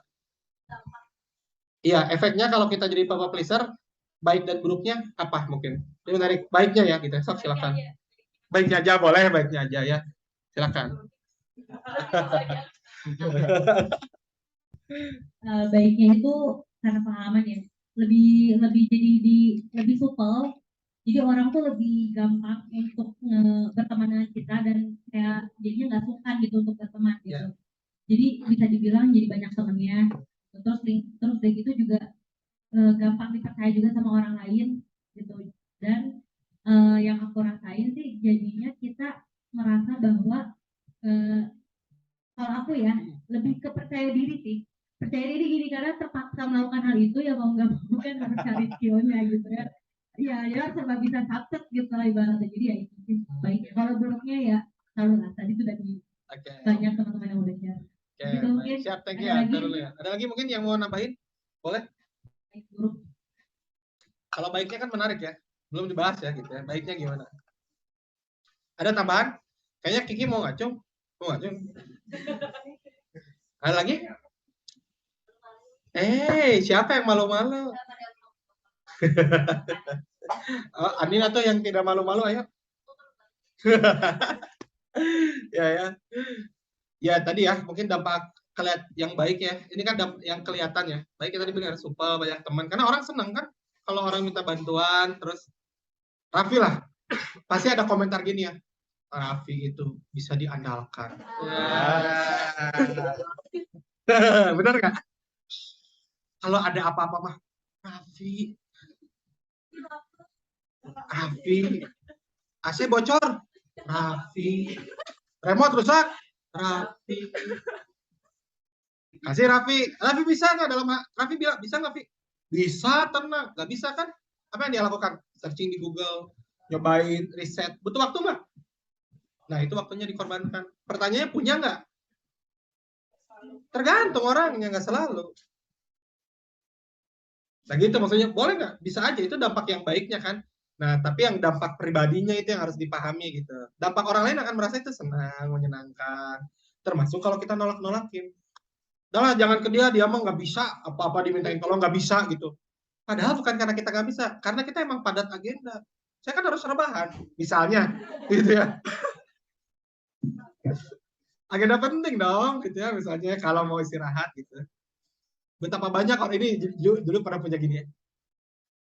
Kang, cina, saya ada agenda ini, bisa nggak datang hari Minggu? Hari Minggu, atuh kan lagi libur kita teh. Tapi kan nggak bisa nolak, nggak enakan ya. Dulu biasanya kita gimana? Tuh nggak ada agenda. Kita ya anehnya kalau orang nggak punya agenda, gitu ya, dibikin kita nggak bilang nggak bisa gitu. Karena kita mau istirahat ya, nggak bisa nih. Akhirnya kita mencoba membuat-buat sebuah agenda orang lain yang lain gitu. Kayak gini kita kan, saya Raffi minta tolong saya, orang yang people pleaser kan nggak akan mendahulukan dia gitu. Saya nggak akan bilang saya mau tidur nih, nggak bisa. Jadi saya bilang kalau nggak salah teh Kiki, saya diajak Kiki juga di jam itu, padahal Kiki nggak ngajak. Jadi nyalahin dia gitu loh. Bener nggak? Karena ini saya kealaman gini, tiba-tiba ke saya, ada orang ke saya, keluarga saya bilang, Ki, nanti ya ke saya, nanti kamu bilang gini ya, pokoknya gini. Ah, kenapa? Karena ini mau nolak, saya mau nolak, cina ajakan dari itu. Dalam hati saya, nolak aja kan nggak bisa ya kita, tapi jadi saya bikin cerita, saya yang bohong. Kebayang nggak? Jadi karena, nah ini kebayang nggak tadi yang saya bilang, mendahulukan orang lain dibanding diri sendiri. Yang dianggap diri sendiri siapa? Anak, keluarga. Nah, keluarga yang jadi korbankan gitu. Ini nih. Nanti kok enggak kok kayak gini, nah itu sering kejadian ya. Makanya dibikin-bikin gitu. Ya kayak gitu teh, karena nggak enakan. Sekarang sehat nggak kayak gitu? Enggak. Dan kadang-kadang jadi overthinking misalnya. Kalau saya nolak nanti misalnya gini, saya mau tiduran, mau istirahat. Kalau nolak nanti ditanya, kamu ngapain? Saya jawab, saya tiduran. Masa tiduran? Kan bisa ikut acara saya. Overthinking. Padahal dialog itu tidak akan pernah terjadi gitu loh. Kalau saya bilang gini ya, ayah bisa nggak besok datang acara gini? Nggak bisa, saya ada agenda. Oh gitu. Udah, agenda saya menghindari agenda Anda. Gitu. Ya saya punya agenda sendiri dong. Ini menarik ya, dalam teknik time blocking itu istilah gini, metode untuk ngeblok waktu. Dalam sehari 24 jam, ini agenda apa. Yang lupa kita lakukan adalah mengagendakan untuk diri sendiri. Jam 1 sampai jam 4 hari Minggu itu adalah jadwal saya, tidak boleh diganggu. Saya mau nonton, saya mau jalan-jalan, saya mau apa, terserah. Dan tidak boleh ada agenda apapun. Gitu loh. Nah, ketika ada masuk agenda, tidak ada agenda masuk, nah kita jadi punya perbandingan. Ini teh penting atau enggak buat saya? Mana yang lebih penting? Waktu buat saya pribadi atau jalan-jalan? Gitu. Sama ini misalnya ajakan orang gitu. Nongkrong sama temen. Jadi time blocking itu ada gitu juga ya. Nah, itu menarik tuh. Jadi itu misalnya teman-teman bisa kayak begitu. Jadi tadi ya dampak baiknya. Kalau buruknya kayaknya udah dijelasin ya tadi ya. Nah, kalau tadi yang baik itu dia nggak tahu batasannya, keenakan, bisa ke yang tadi. Gitu efeknya. Burnout, meluap emosi, stres, dan lain-lain. Ya. Ada pertanyaan? Tiffany mau nanya langsung boleh ya? Kayaknya bisa nggak sih kalau orang ngomong langsung di sini? Kedengaran ya? Boleh? Atau mau saya bacain aja? Nanti kalau ada yang mau nanya langsung boleh raise hand ya. Dari Tiffany nanya. Oh bukan ya. Nanya nih, Tiffany nanya. Suatu saat pernah masak buat suami. Terus ternyata pas dia makan kurang enak. Nah saat itu saya ngerasa sedih banget sampai nangis. Butuh validasi sekali ya. Hehehe. Padahal suami juga nggak apa-apa aja gitu. Bahkan malah nenangin. Karena baru sekali itu masak berasa kurang enak. Walaupun udah tahu sebenarnya. Kayak next move-nya akan belajar lagi. Tapi ngerasa bersalah banget. Nah, gimana caranya biar kita nggak harus merasa bersalah yang sampai dalam gitu cuma karena hal yang sepele gitu. Karena ada yang kayak gitu. Gitu, saya ambil langsung. Gitu ya. Ada yang ngalamin, istri saya pernah ngalamin. Dan yang terjadi ya pernah ngalamin juga gitu ya.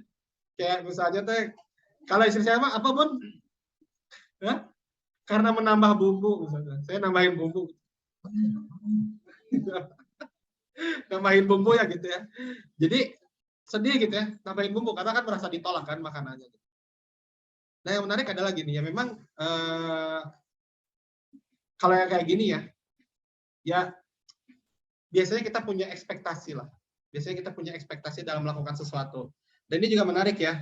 Ini tapi bahasan di luar ini. Kadang-kadang kita ngerasa bahwa segala hal itu harus sukses atau berhasil di awal, di pertama. Nah, balik lagi. Karena itu ditanamkan. Sekarang menurut teman-teman, kalau kita baru lulus SMA terus gagal, malu nggak? Nggak masuk kuliah gitu. Gagal, malu nggak? Luar biasa nggak? Ngalamin kan?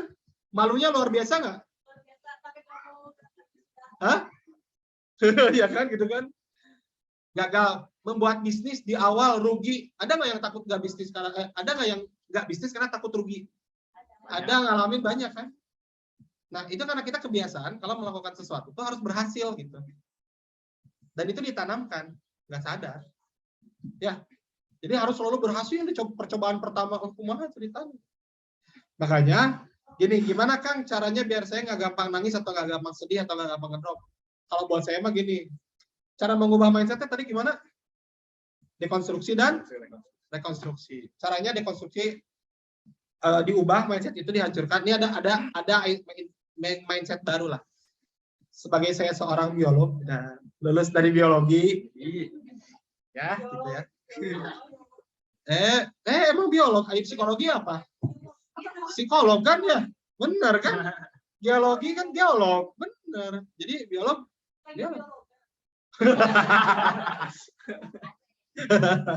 Ada biologi gitu, ada baru dengar saya seumur-umur. Sebagai biolog ya gitu ya, belajar tentang dunia saintis bahwa kalau di dunia sains itu tidak ada istilah kegagalan. Ini menarik. Dia punya hipotesa, dia punya dugaan. Jika saya melakukan A, hasilnya akan X.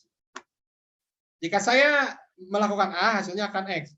Dilakukan sama dia, ternyata hasilnya nggak X, hasilnya Y.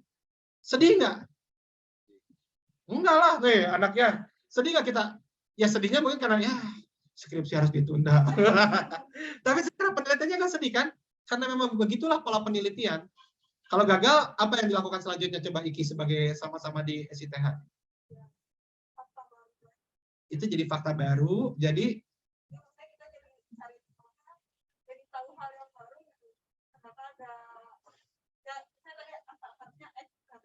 ya.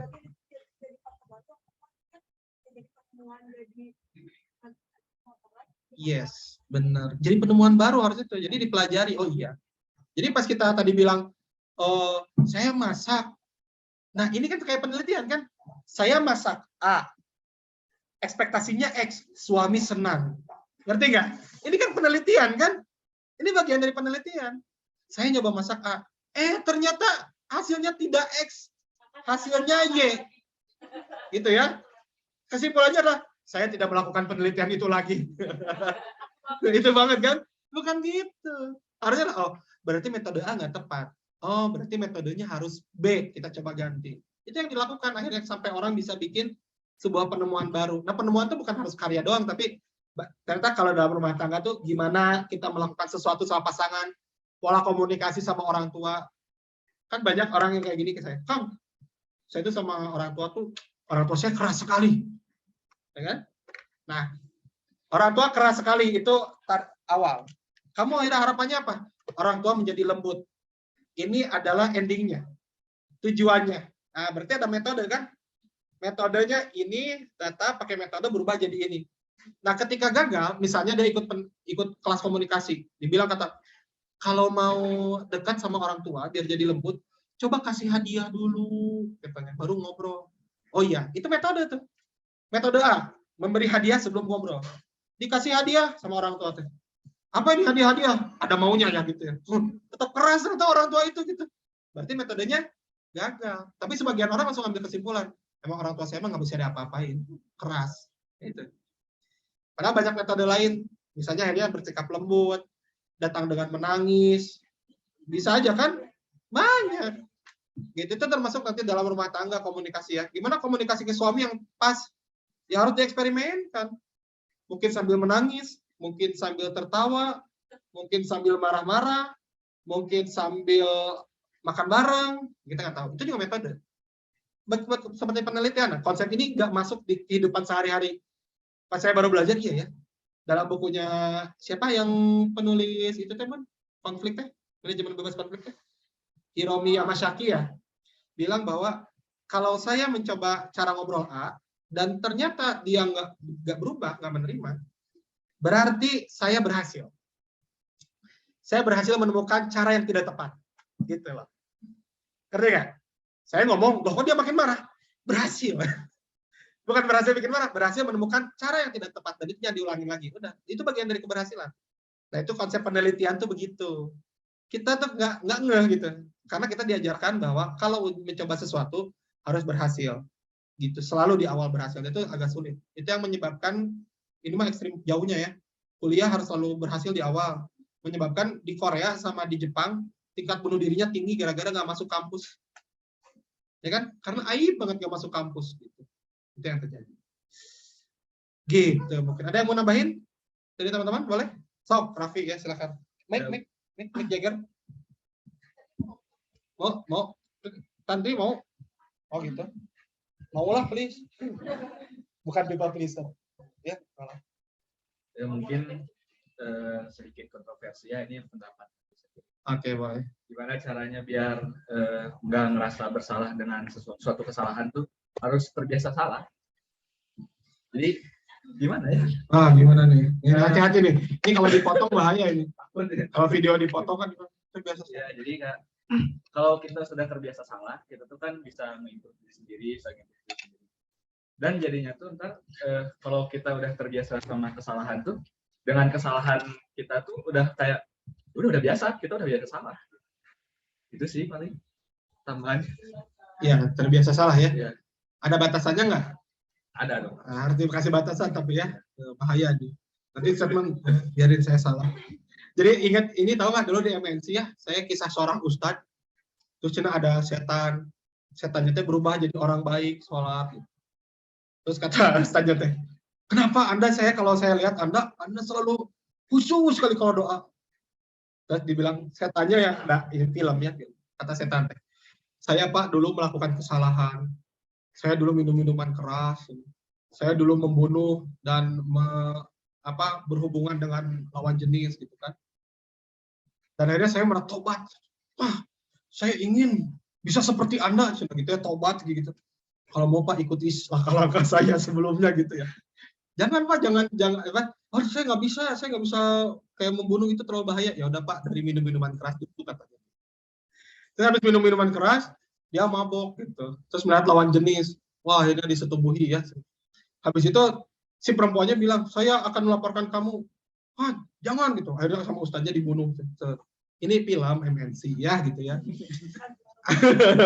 Azab. Habis itu si setannya tersenyum. Ustaz ini berhasil aku kalahkan. Gak ngerti sih ceritanya. Tapi maksudnya gini loh. Maksudnya kayak di si cerita ini dalam konteks ini saya meluruskan juga ya, takutnya salah nangkap. Benar bahwa kita harus tahu kesalahan gitu ya. Tapi dalam konteks adalah tahu batasannya segimana gitu. Saya meyakini ya, apalagi dalam bisnisnya gitu ya. Orang bisnisnya pasti rugi ya. Betul kan? Betul ya? Yang pernah bisnis rugi ya. Dan itu kan berasal dari kesalahan kan? Nah, terbiasalah gitu maksudnya kayak gitu. Tapi bukan cari-cari kesalahan gitu. Jadi maksudnya ya terbiasalah seperti itu. Dan yang paling bijak itu adalah bukan belajar dari kesalahan sendiri paling bijak. Belajar dari kesalahan siapa? Paling bijak itu belajar dari kesalahan siapa? Oh bukan paling bijak atau belajar dari kesalahan orang lain. Nah itu ya kenapa penting mentorship, mentor bisnis, diskusi biar kita tahu salahnya apa. Nah, nggak usah diikutin, ilmunya dapat. Semoga terjawab ya. Dari tambahannya. Ini terakhir ada nih dari Diastati. Dias mau mengacu? Mau open mic? Boleh cobain? Mau sharing aja sih, Kang. Suaranya bentar. Kita cobain sebentar. Digedein suaranya ya. Tahan ya. Tapi saya sampai lupa nih tadi gimana ya. Nah, coba boleh gimana, bisa nggak? Kita coba dengerin. Tes. Halo, udah masuk, Kang? Udah kedengeran nggak sama teman-teman? Kedengeran ya? Silakan. Oke. Itu sih, Kang, sebenarnya masih berhubungan sama rasa bersalah ini sih. Jadi mungkin cerita dulu ya. Jadi waktu dulu tuh pernah deket gitu sama seseorang kayak gitu. Terus seiring berjalannya waktu kan udah nggak deket lagi tuh, kayak Oh, sekarang ya nggak dekat udah lagi. gitu kan, emang udah masanya udah nggak deket lagi. Tapi kemarin tuh kayak akhirnya kan saling nanya kabar gitu, dan ternyata dengar kabar dia kalau dia kuliahnya nggak lanjut gitu karena satu dan lain hal. Terus aku tuh kayak ngerasa, ih dulu kita pernah deket bareng, terus kalau misalnya kita sempet ngobrol atau misalnya kita sempet ada bahasan kenapa sih akhirnya memutuskan sampai ke sana, mungkin dia nggak akan sampai buat berhenti gitu. Jadi ada perasaan bersalah karena dulu pernah deket, harusnya aku bisa nih ngebantu dia kayak gitu. Padahal kan kalau balik lagi ke yang di-sharing sama Kang Coki tadi kan nggak semua orang perlu kita bantu ya, apalagi kalau memang Iya. keadaan dia ya udah gitu nggak mau dibantu. Tapi setelah denger itu tuh tetap ngerasa bersalah aja sih, Kang, karena aku ngerasa, kayak people pleaser itu ya, baru sadar kalau aku masih ada sisi people pleaser-nya itu gitu. Terus sekarang tuh jadi kayak, nyari-nyari info gitu kan, adakah temenku yang seangkatan yang ngerasain hal yang sama, takutnya karena lagi masa-masa skripsian gitu loh. Jadi kayak ada yang, nggak ada temen Kak, atau kayak gitu-gitu. Jadi ada mindset kayak gitu lagi, pengen ngebantu orang lagi. Padahal kan orang lainnya juga, ya udah gitu, gue mah udah punya jalan sendiri, ngapain sih harus diajak-ajak terus gitu, padahal gue udah nggak mau lagi ke situ. Kayak gitu sih Kang, kalau sharing dariku, Iya, ya, benar benar benar. gitu. Menarik ya. Jadi apalagi dulu mungkin pernah punya hubungan khusus ya Anda itu ya. Benar nggak? Enggak, tapi benar. Tapi ngaruh ya, benar nggak? Kayak Kakak belakangan ini aja manggilnya apa? gitu. Dias Tati itu Dias, Tati, Dias Asta. aja. Hah? Dias. Dias di mana? Sekarang sih nggak lagi di Bandung, Kang, kebetulan. Betul, di mana jadi kalau nggak di Bandung itu? Dias. Aku lagi di rumah saudara sih di Ciamis. Oh, lagi di Ciamis. Ada orang Ciamis di sini? Nggak ada ya gitu ya, nggak apa-apa, nanti ketemu ya. Oke. Bikin di Ya. sini. Oke. Jadi Diasnya benar. Jadi sharing dia tuh bagus banget ya. Ini real pernah punya hubungan, mungkin akhirnya pernah merasa ada dorongan yang tanggung jawab ya. Dan menurut saya ini positif nih, bagus nih. Sehingga dia memutuskan untuk nanya teman-teman yang lain, ada nggak khawatirnya terjadi lagi hal sama. Bener ya? Dias ya? Itu bagus. Iya kayak Dan, gitu. bener ya, bagus itu. Dias itu. Dan nah yang paling poin pentingnya adalah kita melakukan itu atas keputusan emosional atau sadar diri. Nah itu ya, hati-hati. Kadang-kadang kita bantu orang karena lagi emosional. Kalau kata mentor saya mah, jangan mengambil keputusan saat sedang emosional. Lagi seneng, saya traktir deh. Lagi sedih, semua akan saya bantu deh. Nah, jangan. Ya, boleh lah itu punya niat itu, tapi tetap teknisnya nanti kita sesuaikan dengan kondisi diri. Itu udah bagus kalau menurut saya ketika melihat orang lain perlu dibantu, itu kita malah mencoba untuk memberikan impact yang lebih besar lagi dengan bantu orang-orang lain yang lebih banyak. That's good gitu. Oke, thank you Dias ya udah sharing ya di kita. Iya, thank you Kang. Sama-sama ya. Aduh. Semoga bisa ketemuan ya di sini ya. Oke, baik. Itu mungkin sebelum ditutupkan di sesi ini ada yang mau nambahin? Oh, sok boleh, silakan belum. Silakan. Oh, ini mana tadi? Boleh, ya. Baik. Ini kan kebetulan ini kejadiannya di tempat kerja gitu ya. Jadi ada teman yang orangnya empatinya mungkin tinggi ya, membantu orang gitu. Tapi kebetulan teman tertinggi ya, jadi agak-agak memang sih bantu, tapi kalau misalkan setelah bantu itu kita kalau misalkan itu agak kebenturan gitu ya. Nggak tahu motifnya apa, cuma saya pernah tanya gitu. Jadi yang paling mendasar kebutuhannya apa gitu, maksudnya orang ini gitu. Saya tuh paling ini sebetulnya dihargai aja sih katanya. Cuma orangnya suka membantu ke siapa aja gitu, tapi saking banyak membantunya mungkin jadi dia pusing sendiri gitu. Terus orang-orangnya tuh kita yang paling dekat kan pernah ya. Nah itu gimana gimana sih ini ya gitu ya. Nggak jadi kesel sendiri ya. Padahal kita bantuin enggak ya gitu ya, kita ya bantuin enggak gitu ya. Gitu ya, ada nggak maksudnya tipsnya buat menghadapi tipe orang yang seperti ini gitu gimana ya? Saya lihat dulu ada orang yang mungkin pernah people pleaser ya gitu, pernah jadi people pleaser banget gitu. Ada istilahnya.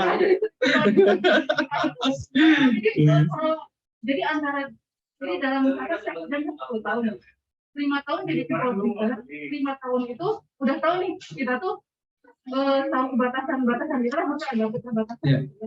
Jadi, nah pandangan dari orang itu ini saya tidak menjelaskan itu cuma jadi ada pandangan itu kamu bukan kamu yang dulu lagi. Nah, lapar kali dia ya, lagi gak benar kalau lapar. Karena tahu karena batasan ada batasan dari diri saya gitu ya. Tidak bisa seperti dulu lagi gitu. Bukan ya memang lebih sayang pada diri sendiri hidupnya positif. Nah, berarti yang berhubungan dengan menarik. Ada yang mau nambahin mungkin satu, ada yang mau ngasih insight tuh tadi pengalaman itu ada nggak? Ada yang punya pengalaman itu nggak? Ya mungkin kalau pengalaman saya gitu ya. Kalau ada justru orang yang diingetinnya ya, karena banyak sibuknya tadi ya. Yang ngerjain skripsi uring-uringan gitu ya gitu. Jadi teman-temannya yang ngerisi sama Anin, kok nggak diberes-beresin gitu ya. Iya tesisnya ya gitu. Ya pada akhirnya gitu ya gini.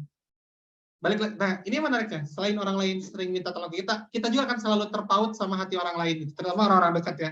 Kayak merasa, ya aku tuh gini loh, ini bener, kamu juga harus bener kayak aku gitu. Apalagi kayak merasa kalau sahabat dia harus sama kan. Jadi kalau menurutku, dulu kita pernah juga ngalamin deskripsi kayak gitu ya. Nah, saya pernah jadi korbannya ya gitu. Kalau saya yang sibuknya gitu ya, saya pernah yang jadi ngingetinnya. Jadi ternyata makanya gini ya. Sama kayak ini kisah, bukan ini cerita ini ada nggak? Ada. Kalau saya dari sebagai seorang muslim belajar dari mana? Paling simpel mah dari kisah-kisah nabi lah ya gitu misalnya contoh. Kan betapa banyak nabi-nabi yang berusaha melihat nih, kok dia nggak melakukan sesuai yang seharusnya loh gitu loh. Ini saudaranya, keluarganya. Tapi kok dia nggak melakukan sesuai yang diperintahkan, ya harusnya tuh gini loh, kayak skripsi itu harusnya ngerjain gitu. Atau kalau kayak nabi makan masuk Islam atau gitu keluarganya kan. Sekarang pertanyaannya, bisa nggak dipaksa? Enggak kan? Tapi tugas kita apa? Nah, kalau dalam belajar dalam mengingatkan ya, tugas kita yang cuma ngingetin. Mengingatkan semaksimal mungkin seperti apa. Gitu. Dan abis itu ya doain aja. Doain. Karena emang, apa ya, urusan hati mah urusan Allah ya, kalau buat saya mah gitu. Jadi, ya kita doain aja. Semoga ya sedikit-sedikit lah gitu ya kita. Jangan lupa dikasih tulisan, jangan lupa skripsinya. Kalau mengingatkan, kayak gitu loh. Perlakuan-perlakuan kecil yang kenapa ya aku diginiin terus ya? Mungkin aku emang keterlaluan, gitu loh. Gitu. Daripada gede tiba-tiba datang, tahu nggak skripsi adalah begini lah. Sama kayak kita, ayo hadis yuk, jangan, mungkin dia juga nggak tersentuh. jadi itu nggak bisa ininya kan jadi Iya betul.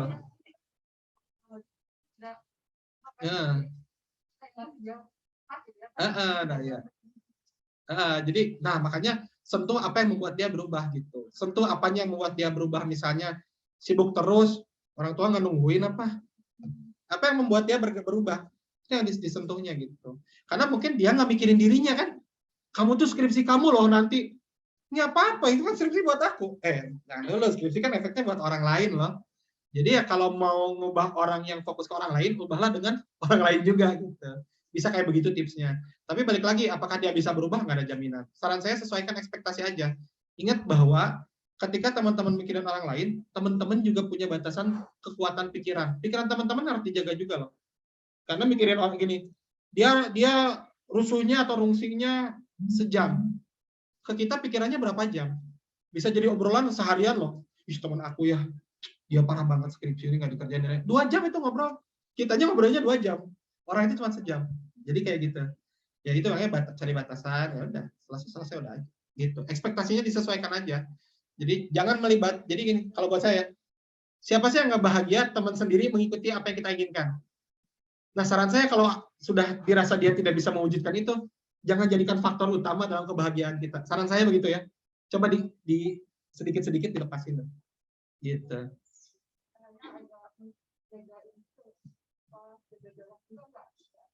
Kalau buat saya jaga jarak sih enggak sih. Karena jaraknya jauh juga kalau ekspektasinya tinggi sama aja ya. Kalau jaga jaraknya dekat kayak, belum mau dikejar ya udah. Harapannya lulus bareng gitu.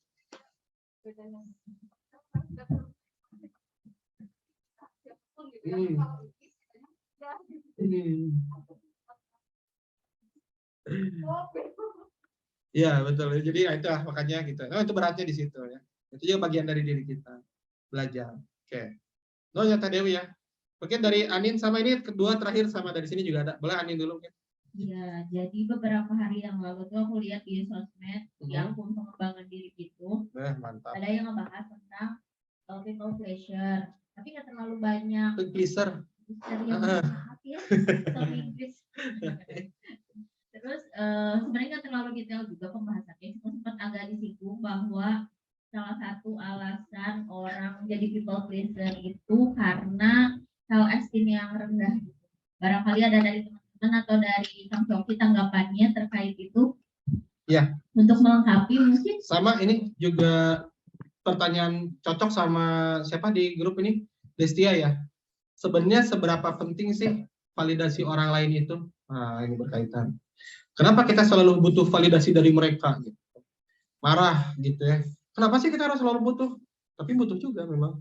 Kira-kira bisa nggak kita nggak butuh validasi orang lain? Bukan, maksudnya bukan orang lain. Bisa nggak sih kita tidak butuh validasi dari pihak lain? Nggak bisa. Bisa nggak? Nggak bisa. Nggak bisa 100%, berapa persen? Dan seperti apa yang berapa persen ini? Aku peduli omongan orang yang dekat sama aku, terutama orang tua atau keluarga, dan juga di pekerjaan, dalam artian pekerjaan teh nggak melewati batas yang tadi mungkin ya, yang kayak atasan nggak ada evaluasi, tapi kayak misalnya mungkin ada teguran atau saran dari rekan kerja itu jadi bahan pertimbangan lebih, orang tua juga jadi bahan pertimbangan lebih. Tapi kalau teman ya dipertimbangkan, tapi nggak sampai yang kayak aku harus seperti yang mereka mau gitu. Aku pribadi begitu. Baik ya. Jadi mengapa ya menyaringnya? Oke, baik ya. Nah, itulah yang berapa persen tadi ya, enggak 100%. Yang lain, menurut teman-teman boleh nggak? Mas, silakan Fatia. Terakhir nih kita nih, ini bahas validasi menarik nih. Kalau orang people pleaser tuh saya ingin validasi itu karena dia pengen jadi bagian dari kelompok itu, atau dekat dari ini, jadi aku bisa nih, aku bantu dia kayak gitu. Jadi proses dia tuh bagian dari sesuatu. Iya. Kalau misalnya diminta bantu, misalnya kita kerja terus sama dosen kayak nggak pernah, kalau bantuin ini dong, kita didiemin aja, kan kita tuh asal nggak dianggap gitu. Nah, itu sih, jadi merasa pengen jadi bagian dari sesuatu ya. Berarti pengen dianggap kan? Iya. Pengen bener nggak? Iya, jadi berarti dia tuh punya label gitu. Punya label, menarik tuh. Validasi kan bentuknya. Bahkan yang lebih ini mah tapi di luar dari people pleaser ya. Bahkan dalam bentuk validasinya nggak cuman status orang ya, barang itu yang paling ramai kan. Nah, ini menarik ya. Oke, jadi pertanyaannya adalah, mungkin nggak orang itu tidak butuh validasi? Mungkin nggak kita sebagai manusia nggak butuh validasi pihak eksternal? Tidak mungkin. Karena emang butuh. Dan itu hasil penelitian. Makanya dalam konteks apa? Teori apa yang segitiga? Nah, anak psikolog harus tahu ya. Maslow ya. Itu tuh ada jalan-jalan pelan banget, Maslow gitu ya. Jadi teori Maslow bilang bahwa ada kebutuhan yang cukup tinggi di manusia, namanya aktualisasi diri ya. Kenapa perlu aktualisasi diri? Karena dia perlu merasa dirinya bermakna. Salah satunya apa? Ya diakui gitu. Diakui sama orang, butuh gitu. Nah, ini menariknya. Maslow ini kan peneliti agamanya kan Yahudi ya. Tidak melibatkan ketuhanan. Nah, kalau di Muslim ada itu teori Maslow ada. Sebetulnya tanpa dijelaskan, tapi ada validasinya kita sebagai seorang Muslim. Kalau di Muslim ya, ada validasinya dari siapa? Kan dari Allah, benar. Ini secara tekstualnya begini, tapi ini bicara tentang keimanan, ini mah, gitu loh. Ya, inilah ya kayak ke agama lagi. Nah, kalau tidak ke agama, cari bentuk validasi dari yang lain, ada nggak kira-kira? Ada nggak? Orang ateis deh, pasti dari orang. Pertanyaannya baik atau buruk? Bisa aja baik gitu. Selama dia tahu dari yang memvalidasi saya siapa, di filter. Gitu loh. Di filter siapa? Yang berat adalah butuh validasi dari semua orang. Nah, itu people pleaser. Saya cuma butuh validasi dari orang-orang yang menurut saya baik loh jalan hidupnya. Nggak apa-apa, sehingga kamu bagus loh. Kata orang yang bagus ya, kata orang yang baik. oh berarti saya standarnya memang baik gitu. Tapi bukan buat saya jadinya dipuji, bukan sebagai standar aja butuhnya. Cuman yang namanya people pleaser, jadi semuanya perlu divalidasi. Tapi itu bukan idealnya. Kalau buat saya idealnya adalah sebetulnya ya kita divalidasinya sama sebagai seorang muslim ya dari Allah. Karena kita tahu kalau saya berbuat baik seperti ini, balasannya nanti begini, divalidasi, di acknowledge gitu. Nah, cuman kalau tidak memahami konsep itu kan harus ada yang instan. Bentuknya pujian, bentuknya penerimaan kelompok, bentuknya likes. Likes kan? Bentuknya kalau di DM itu di komentar gitu. Keren gitu ya. Taps gitu. Cing lope tebang-tebang gitu kan ya gitu ya. Nah, jadi itu tanpa disadari gitu. Dia nggak usah ngomong. Jadi gini, ya benar, validasi itu ada, dibutuhkan, tapi pahami bagaimana cara kita mencari validasi itu. Jangan sampai itu jadi kita kayak kehausan gitu loh. Gitu. Wah, gitu menggerogoti ingin divalidasi gitu. Cukuplah gitu. Jadi itu mungkin ya yang bicara tentang validasi ya, benar. Jadi bicara self esteem benar. Maka kalau ingin tidak bergantung pada orang lain, caranya gimana? Tadi bangun self esteem-nya gitu. Bangun kepercayaan dirinya, merasa bahwa ya apa yang saya lakukan benar gitu dan baik. Nah, jadi kita bahasan yang lain lah, panjang lagi ya. Oke. Mungkin itu yang kita bisa bahas ya di pagi hari ini ya. Semoga bisa jadi insight buat kita jadi lebih baik lagi di karir, di rumah tangga, di interaksi sosial, di kampus ya. Tepuk tangan dulu dong buat kita semua ya. Thank you teman-teman yang online yang sudah hadir juga. Insya Allah ini kan ada rekamannya. Nanti rekamannya kita bisa share ke teman-teman yang juga mungkin belum bisa hadir. Kita pause dulu ya, stop recording.